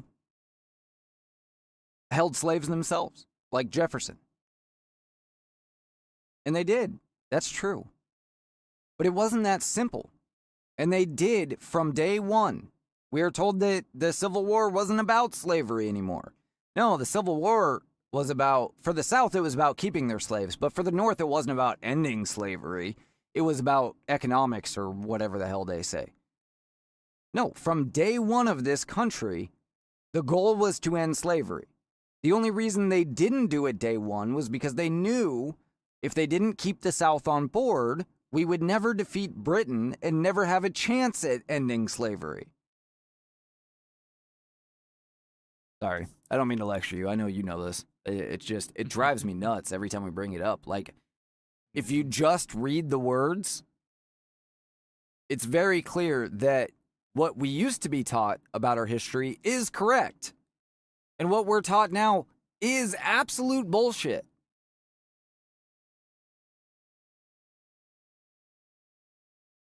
But you have all these kids and all these young adults today that think that all of our history is bullshit and that it's just a bunch of racist, colonizing nonsense. Like,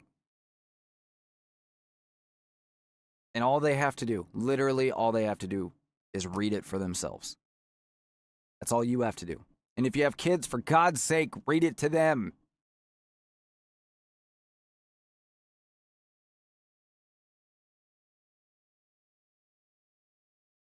Anyways, it was the Italians that brought slaves over here to grow tobacco.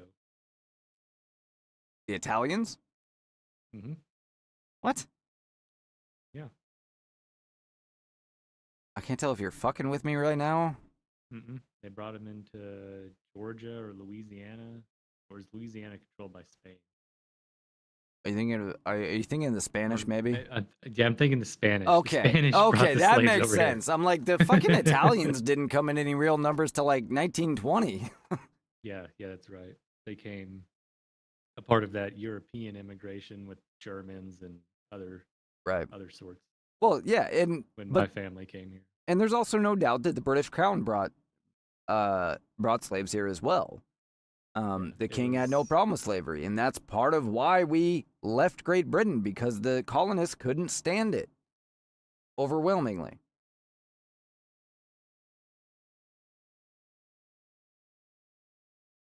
I'd like to point out... Oh, I'll wait till you're done.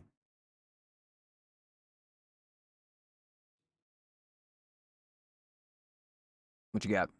Our America. I'll see how long it takes me to... You gonna bring out propaganda next? Mm-hmm. By the way, don't forget to check out our other co-host, Allan's show, American Sincerest Podcast. First Allan 2 on X. It was a part of Columbus. After that had happened, and then they really found out what America really was. The English settled in Virginia.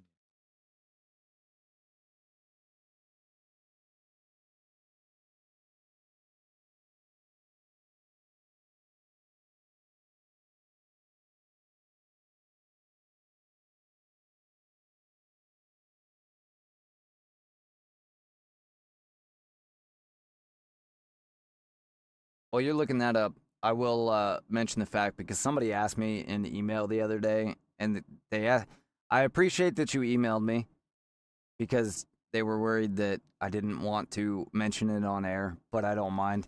They were asking me why I have a big bump on my forehead, right here. You can only see it sometimes, but there's a bump like right there that is clearly like it's not a wound or anything because it's part of my skin. That's bone. And I'm not sure I really want to admit why there's a broken piece of bone on my forehead, but just say it was a mistake. A really, really dumb one. It involved a press and a punch. A brass punch.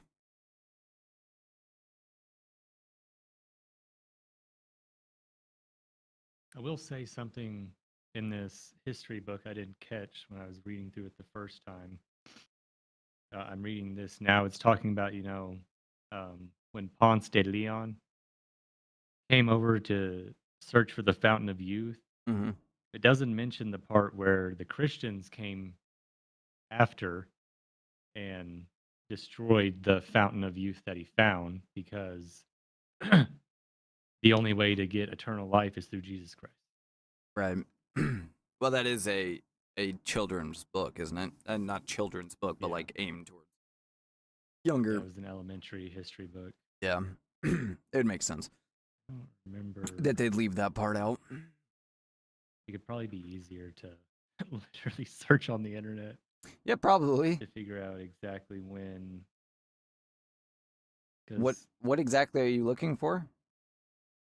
When the first slaves were brought to America. 1619. Sure, Spanish. 1619. Yeah, I only know that because of the 1619 project, but that is when the first black slave landed in Massachusetts or whatever. Yeah, and it was just one guy they brought.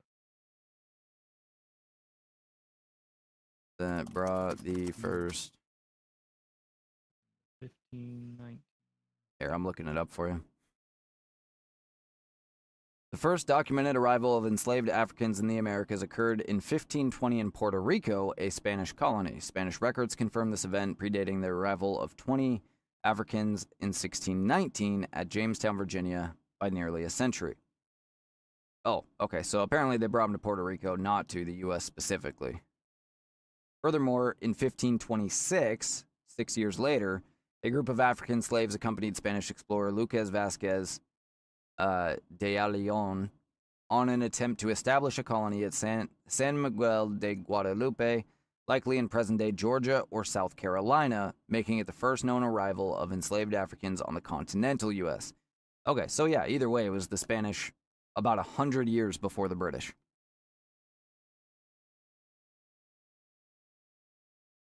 Huh.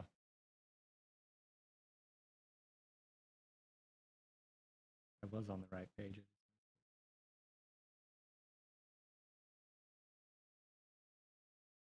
It also talks about how all these rich people came in search of gold and stuff, and they were from well-to-do families and had never done real hard work and had to come over here and, literally build stuff, and they didn't fare too well. No. That's funny.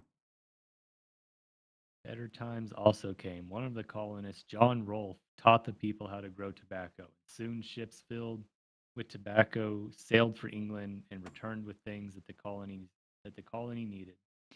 America had gone to market. 20 Negroes were brought to Jamestown in 1619 and sold to the tobacco planters. That was the beginning of slavery in our America.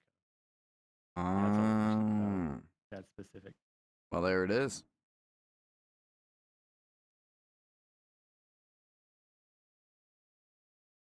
This is a very interesting book, I will say. It's very colorful and Yeah, it's a very cool book too. Yeah, well illustrated. And that I really like that obviously it's old. meant for children. I like that old print style too, where they printed the single color at a time on top of the next color. Got a very distinct style to it. Once again, usually every time I bring this out, I've got to show my favorite page. Hey, here's the part about Benjamin Franklin. See the flying the kite. Mm-hmm. Yeah, see, like every time there's at the beginning of a chapter, it's very colorful. So I want to move on to our last topic here.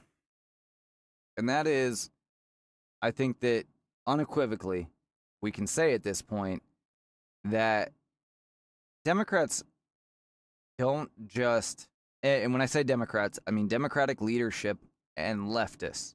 Not talking about every person that votes Democrat, but I'm talking about Democrat leadership and leftists. They don't just want to fundamentally transform this country. They're not just unhappy about Trump and certain, conservative policies. They hate this country and they hate Americans, including regular old liberals, traditional liberals. They hate you. And I think that this Iran thing highlights that more so than anything else has thus far. My favorite page. All the flags. Got the Pinewood flag, the Gadsden flag, and just all the American flags. Yep. I don't think anybody could tell without seeing that you're a fan of the flag. No. Yeah, don't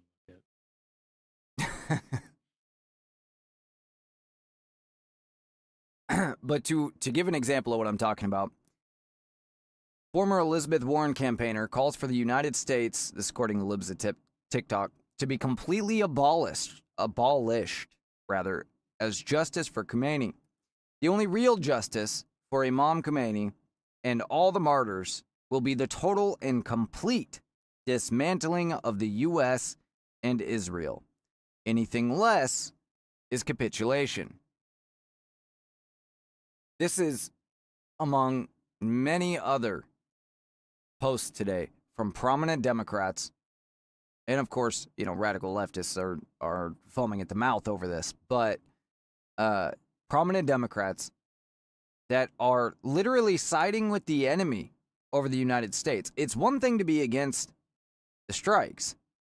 It's another thing to be against the United States and in favor of a country like Iran. Like Palestine was bad enough.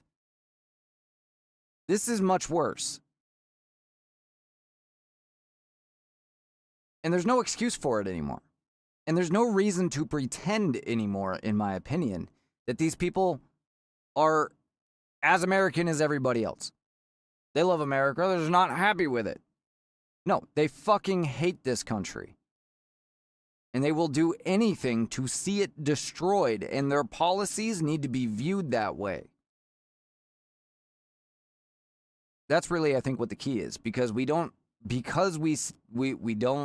recognize their hatred for America. We don't view their policies as intent or having the intent to destroy the country, but they are. That's really what it is.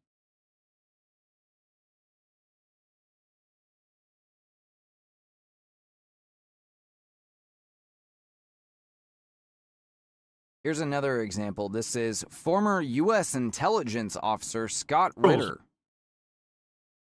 No idea who he is, but he's clearly a leftist. We have hit 2 children's schools. We have bombed 2 children's schools. 63 dead children, girls, little girls dead. Their mothers waiting for their daughters to come home. They sent their daughters to school on the belief that there wouldn't be a war because there was diplomacy going on, that there wouldn't be a war because Marco Rubio said he was traveling to the region on Monday. So they sent their girls to a school. The girls were in school, and we bombed it. And we bombed another one. There's 100 girls buried under that rubble being dug out now, girls that will not survive. This is the horror of war. But what I'm trying to say is, at least when I was involved in the bombing of the Amarilla shelter, we did our damnedest to make sure that it was a military target. We were wrong, and it haunts you forever. What in God's name could lead us to bomb 2 girls' schools? So not only is he perpetrating the lie that we bombed a girls' school, and that is, again, only confirmed by the IRGC and has since been essentially completely debunked. Now apparently we bombed 2 girls' schools, and he's sitting here condemning not just the United States, not just the United States military, but the individual soldiers who carried out the attack, who, even if they did fuck up and hit a school, most certainly did not do it on purpose. And to even assume for half a second that that's the case is disgusting.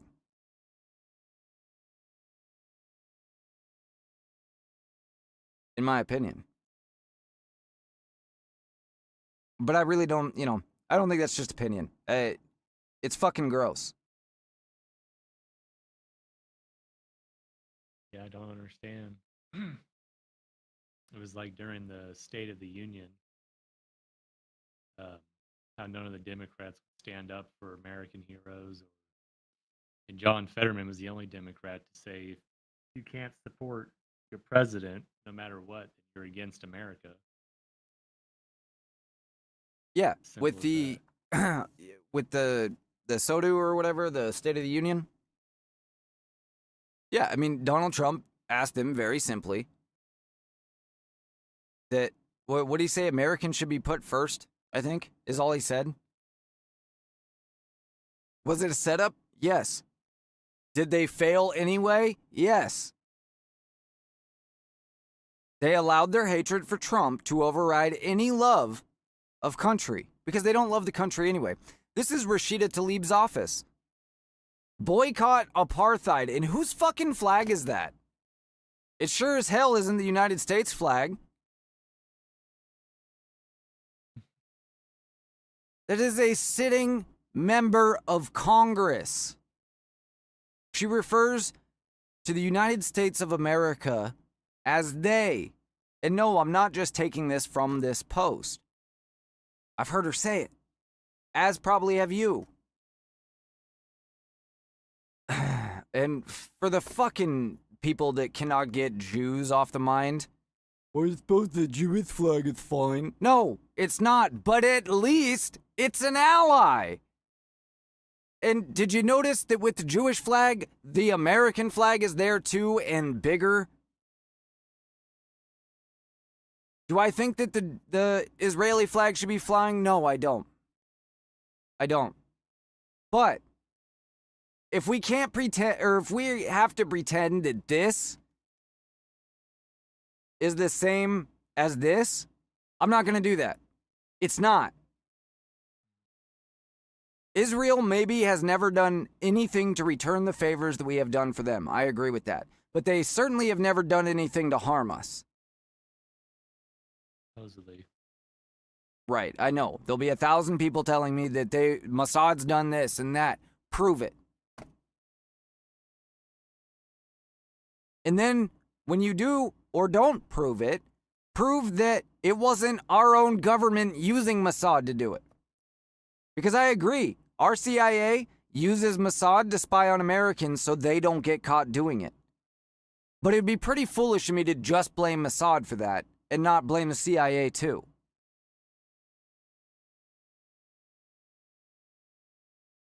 As far as I'm concerned, the problem with Israel is that there is no difference between our governments. Not that there is.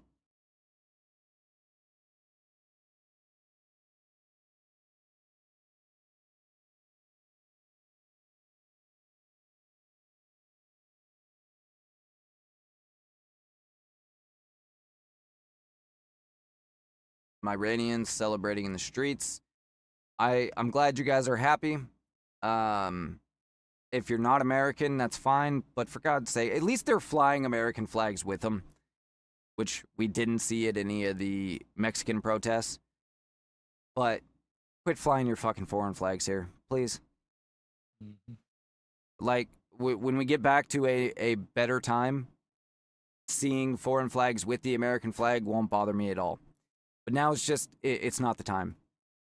If you're happy, that's great. I'm glad that, your home country, where you probably have family and all of that, is being liberated, or has been liberated, or whatever. You're in America, you fly the American flag. I just wanted to be consistent on that, because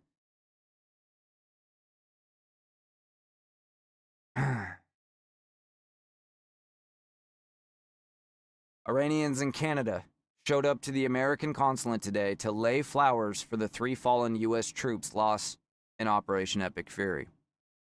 Definitely didn't see any Mexicans doing that.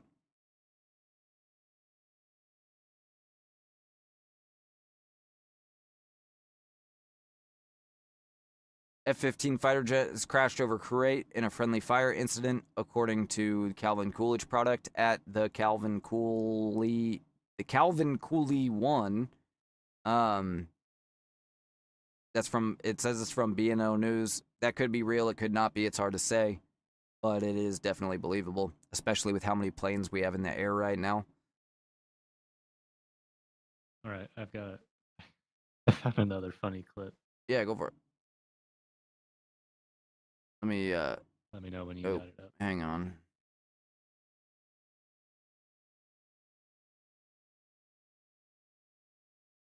All right, go ahead.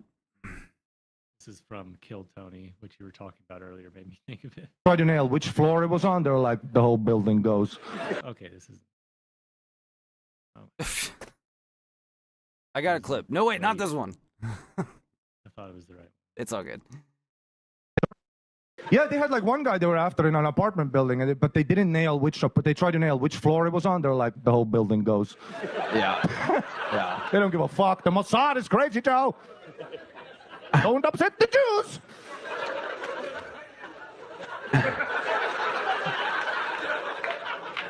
Where's that yarmulke? Huh? Put it on. What's that? Put on the yarmulke. No, the yarmulke's gone. You threw it out? No, I had it sent away and put on top of my Christmas tree. Guys, anti-Semitism. Okay. Oh, there's a KT yarmulke? That's crazy. Get the fuck out. Okay, go back to what you were doing. I think this is after what I was. He's so fucking. He was so red there that he looked like he was about to fucking blow a gasket.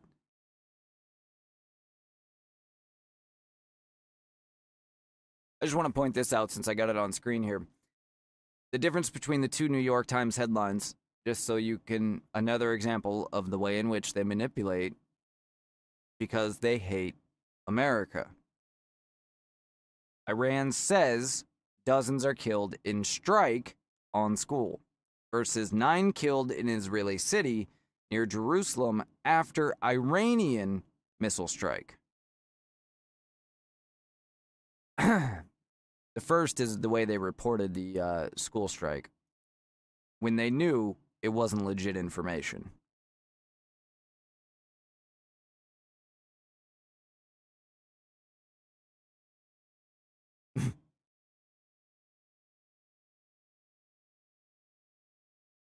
Let's see if Time has given us the correct information yet. It says, here's what we know.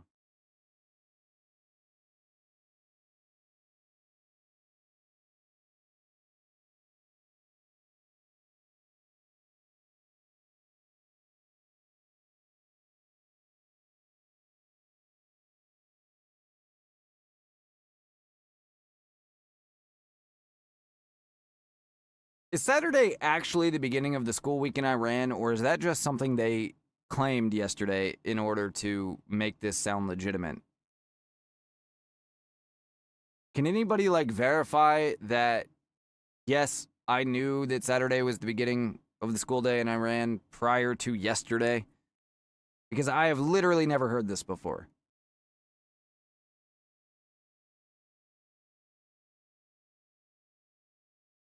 Okay, I found it.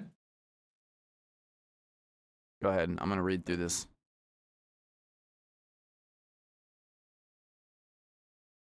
I've been watching this series called Spy Ops. See, like usual Secret Service, CIA, MI6, they gather information and then they kill the guy, like with cyanide or they poison the soup. Mossad gathers no information and they just blow up the whole building.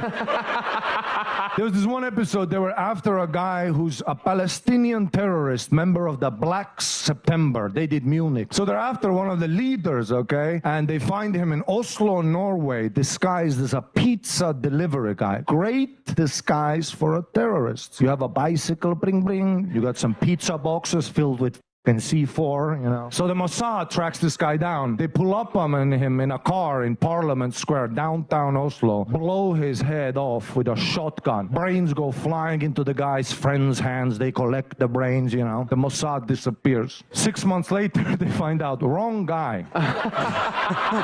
Regular pizza guy. Yeah, he was basically saying, like, he likes how the CIA, the MI6, whatever, they actually collect intelligence and get the right guy. And the Mossad, on the other hand, collects zero intelligence and just levels buildings, but with a hint that the person's going to be there. I mean, they have, in fact, leveled buildings before where they believe either missiles were fired into Israel or Hezbollah's, or not Hezbollah, but Hamas's leadership was. However, something that's never mentioned by the mainstream media is the fact that they also drop pamphlets and let people know that they're going to level the building, which is why we always have video of it. If a random rocket came out of nowhere, there would be no video except for like a security camera 6 miles away that just happened to be aiming at that building. But the fact there's high-def video means somebody knew ahead of time this missile was coming because they warned them. I'm not saying that makes it okay. I'm just saying it is different. And as far as I know, we and Israel, only two places that do stuff like that. That matters. I know, I'm just a shill for Israel, though, so. Mm-hmm. Where's your yarmulke? The funny thing is, like, I have absolutely no love or care for Israel in the world. I don't have any hate for it. I just don't care.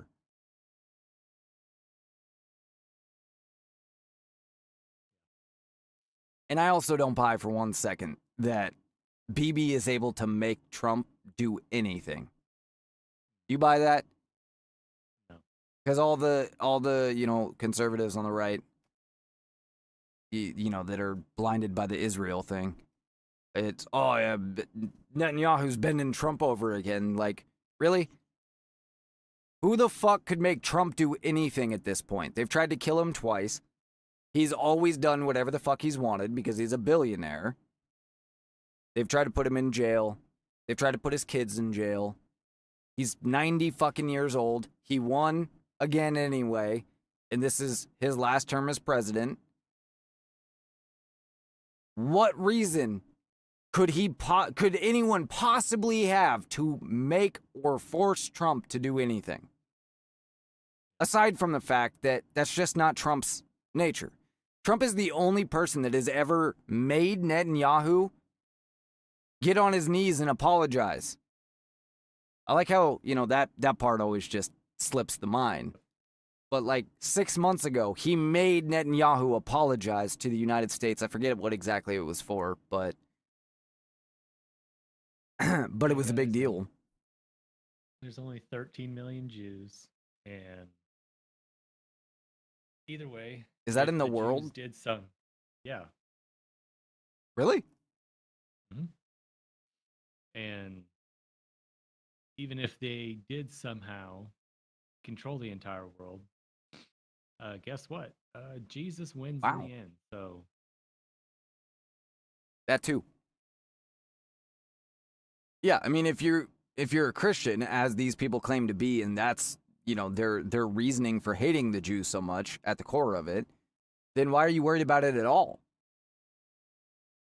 But aside from that, like you said, I honestly thought it was more than that. I thought it was 13. It actually said 15, but close enough.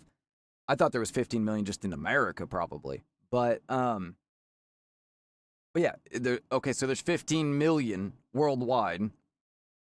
The country, per capita and total, has a GDP of like Great Britain, which has like 70 million people, by the way. So it's not that rich. Like, it's richer than the third world, but it's not anywhere near America rich. I'm not even sure it's China rich necessarily. I don't know. I'd have to check the per capita on that. But obviously, China's kind of kept really poor just because they have such a high number of people. Nonetheless, they have a very limited size military.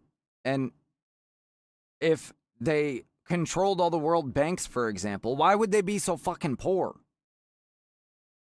Wouldn't they? Why are they always borrowing money from us if they own all the world banks? Wouldn't they be able to just like up interest rates when they need some more missiles? There's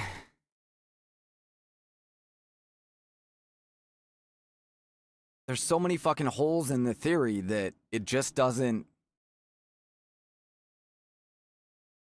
And I just don't. They're not a threat. They're not. Even if they were trying to undermine us, I'm much more worried about China. Israel's a tiny country, and they can't do much. They punch above their weight, as Obama used to love to say. But above their weight is still below featherweight. So,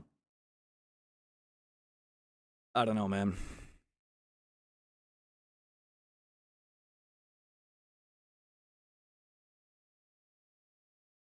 I went through this whole Time article, too, while we were talking about that, to see, because it said the latest on the school bombing and who's responsible.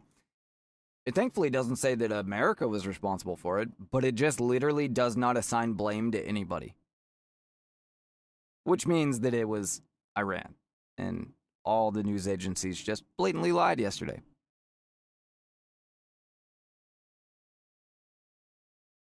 The Israeli military said it was not aware of strikes in the area, according to the Associated Press. Neither account has commented directly on the school strike. The only thing that I get with some of these guys is the U.S.'s population of Jewish people is around 2%. Yet the representation in Congress is 6%. Mm-hmm. Some people say it's closer to 10% within the Senate.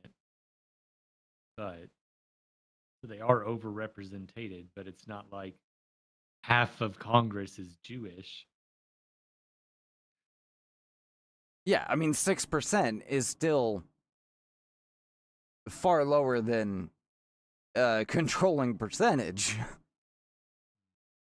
And I believe that that's 6% that have ties, like not even are directly Jewish, but have like, maybe it's dual citizenship. I don't know.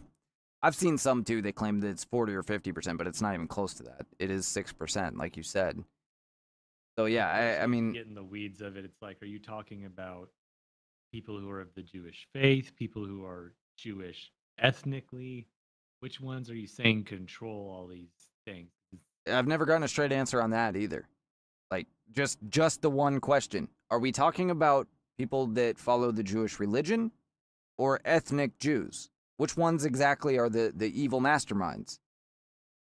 Is it both? Is it none? Is it one of them? Like, because you're saying basically that this is a fundamental belief that they all share in undermining us for whatever reason, or the world, or whoever. So it either has to be the religion itself or the people itself. Which one is it? I guess half of the world's Jews live in America, though. About 7.7 million people in America are Jewish. So if there's 15 million total in the world, then half of them live here.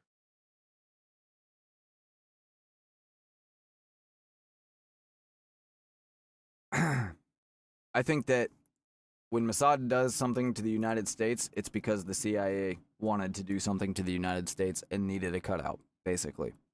I think that when Mossad does something to one of our enemies, it's probably because we wanted it or we at least knew about it. Do I agree that we give them more than they give us? Yes. I agree that we shouldn't do that. Everything else is conjecture, and most of it's bullshit. Like the fucking overrepresentation that you're citing, or some, they're in charge of all the, top 500 companies or whatever, and it turns out they're not. They're in maybe 4% of CEO roles. They're in charge of all the world banks. No, they're not. They're not. There's not even a Jew in charge of half of the world banks. And again, that's, I believe, if you take both ethnicity and the religion. And there's lots of people, Asians in America are way overrepresented when it comes to education, or not necessarily Congress, but tech jobs, or, lots of cultures are overrepresented in certain things. Usually, there's a cultural reason for that, like tiger moms. Abusive parents make you very good at learning by repetition. You learn good. Get smacked across the mouth every time you forget the ABCs. You're going to remember them damn ABCs. Yeah. Anyway, probably move on.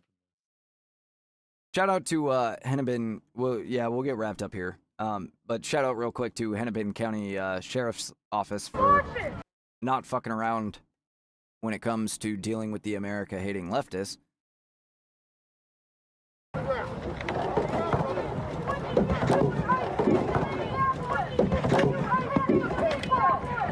Nice barrel shield.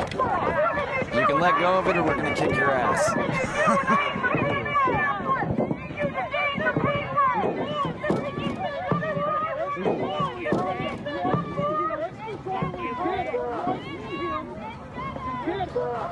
I kind of wish they'd break more of those cameras, too. Terrorize people for these signs! Terrorize people for these signs! Yeah, they're not terrorizing you if you went to them to get terrorized. S-O-R-I-N. S-O-R-I-N.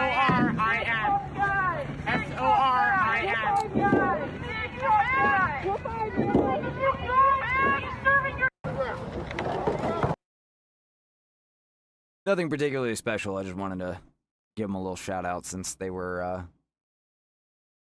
handling it like actual cops should.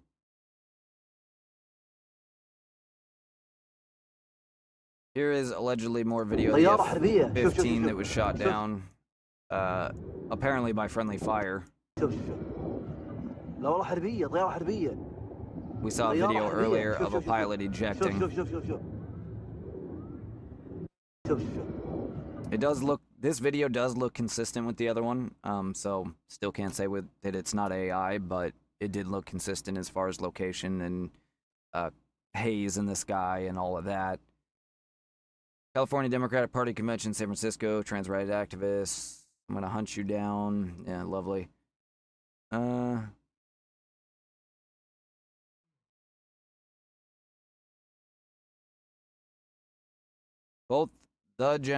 Both the U.S. and genocidal Israel don't care about the laws. This is who they are.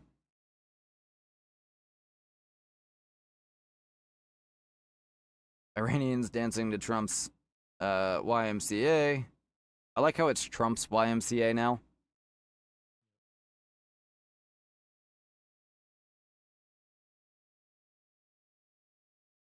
This guy is a good example of somebody that has lost the Israeli plot. And the other one I want to show is Hodge twins real quick, and then we can get off the air here. I like the Hodge twins. I've always liked the Hodge twins. They're funny. They're pretty, I don't know if this is the right, this can't be the right page.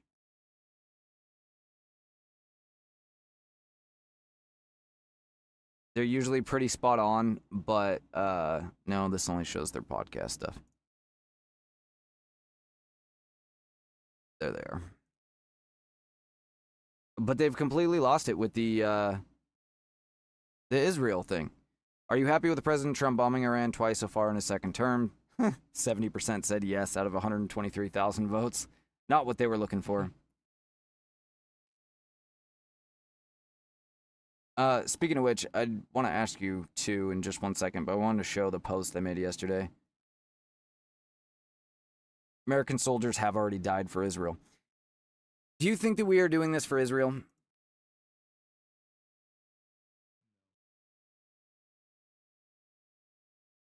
I don't think it is solely just for Israel. Thank you. Thank you for the backup on that. Let's see. Lindsey Graham, not only a dangerous warmonger, but he's also one of the most ignorant, historically retarded people in all matters of war. Yeah, I don't like Lindsey Graham either. I mentioned yesterday that I do hate the fact that this puts me on the side of Lindsey Graham for this particular issue. No shit, Fuentes says, this is a war of aggression for Israel. Americans will die in terrorist attacks and missile strikes. So that Israel can expand its borders in every direction. Trump, Vance, Rubio sold us out. Okay, here's the thing. If there are people willing to kill Americans in America that are going to now strike us because of the strike on Iran, they were already here and wanting to kill Americans. Do I like that we sped the timeline up? No, I don't like that. But those people were already here, obviously plotting to harm us. So you can hardly blame the attack. I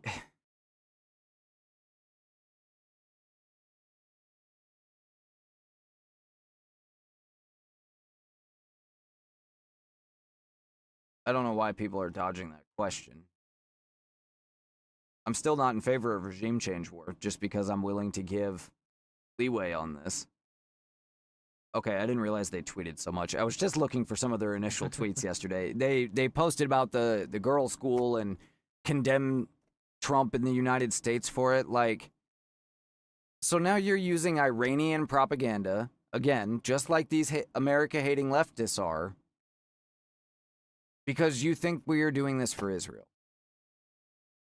Believe it or not, our interests do align with Israel in some things, this being the most major of all of things. They chant death to America, death to Israel. Whether we like it or not, that puts us in line with Israel on this. And while I'm pretty sure Trump made the order to strike and would have struck with or without Israel, why the fuck wouldn't we take Israel's help? We give them all the money for their military. You're damn right they should be helping us with this strike because they want it too. I don't want us doing anything for Israel, but if our interests align, I'm not going to deny their help. That's just stupid. And there's no reason to believe. Trump has said that he wants Iran to never get a nuclear weapon and wants essentially regime change since 2011 regarding Iran. There's no reason to believe that Israel talked him into this. Yay. Traitor is trending. How much you want to bet it's Trump?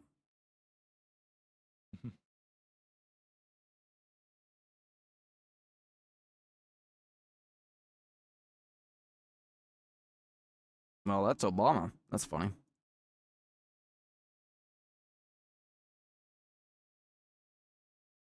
It's all conservatives talking to other conservatives about Israel. Look, anybody that wants to come on and defend this position that Israel is responsible for all evil in the world,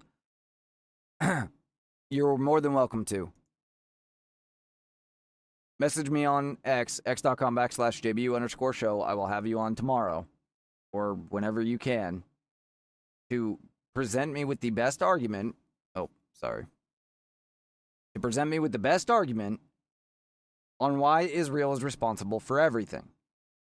Maybe you can convince me. I'm not unconvincible or inconvincible, whatever the fuck the word would be. I don't see it. I do not possibly see that Israel is such a horrid influence. Do I believe that Israel could have done 9/11, for example, because of the dancing Israeli thing? If they did, it was because what's-his-fuck wanted them to. I don't know who exactly wanted 9/11 to happen, but I know that the dude who bought the Twin Towers just before the attack, the first attack, I think he bought them just before the first attack in 94. I know that he's behind it. After that. Was it after that one? I thought it was because of it. No, it was because of the asbestos thing in the 70s or 80s, the CAA in 1978. And that is why I think those towers were picked. I don't know, I don't think that that is the reason for the attack. I think that was decided for the attack because it worked out. It solved it killed 10 birds with one stone. But that means that guy knew. The guy that owned the building, I forget who it was. Was it a Rothschild? Of course it would be a Jew, wouldn't it? Hang on. Who owned the...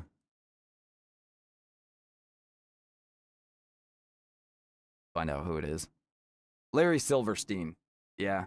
Gotta be a Jew. I don't think he is the reason, again, though, that it was ordered, but I think he knows who ordered it and why. American billionaire, real estate developer, founder of Silverstein Properties, yada yada, Brooklyn, father.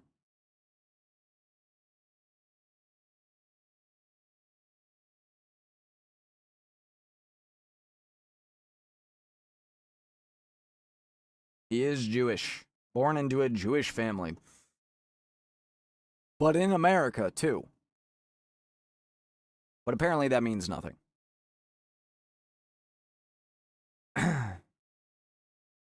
It's just, to me, this is the dumbest thing for conservatives to break up over. Because we all agree we should not be doing anything for Israel, like on Israel's behalf, and we should not be sending them money. 100% agreed. I'm happy to sell them missiles and all that. They can buy whatever they want, just like any other ally can. But I agree, we should not be funding them, and we shouldn't do anything for them. I have no problem working with them if it's in our interest too, like this Iran strike is, even if it might not have been the best move overall. But again, I think this goes far deeper than Iran. This isn't about regime change in Iran so much as it is about kneecapping Russia and China. The other thing that this has done that we didn't mention earlier when we were talking about Venezuela, Cuba, and Iran and how this affects Russia and China is it also has proved to every other BRIC nation and to every one of China's allies and China, the places that China's trying to buy influence right now, that China's not going to come to your defense. Russia, not going to come to your defense. They'll promise you the moon, but they ain't going to do shit for you. Meanwhile, if China moved on Taiwan tomorrow, you know damn well we would be there. For better or worse.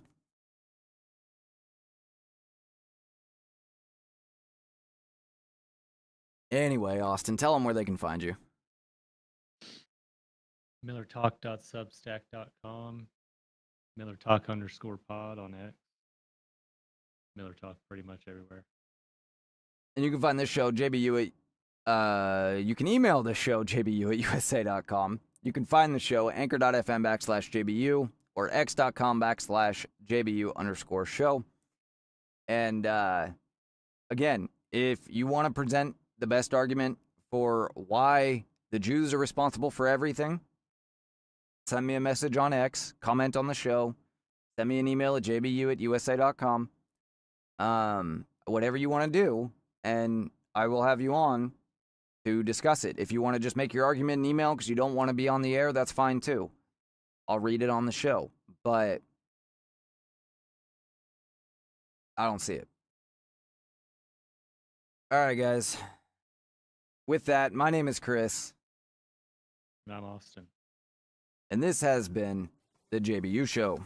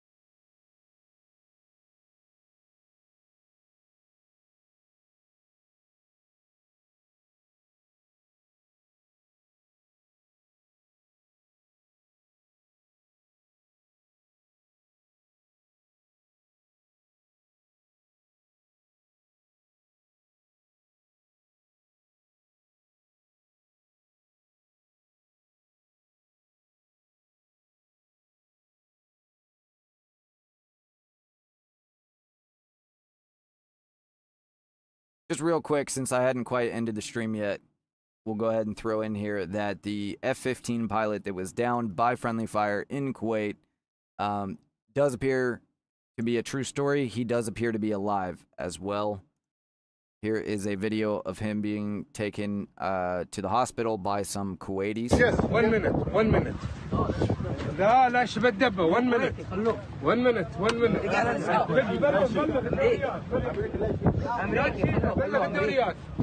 Yes, 1 minute. So I just wanted to mention that it does appear that it is true and that he is alive. Shout out to that pilot. And pray for a speedy recovery, I guess. All right, guys. See you next time.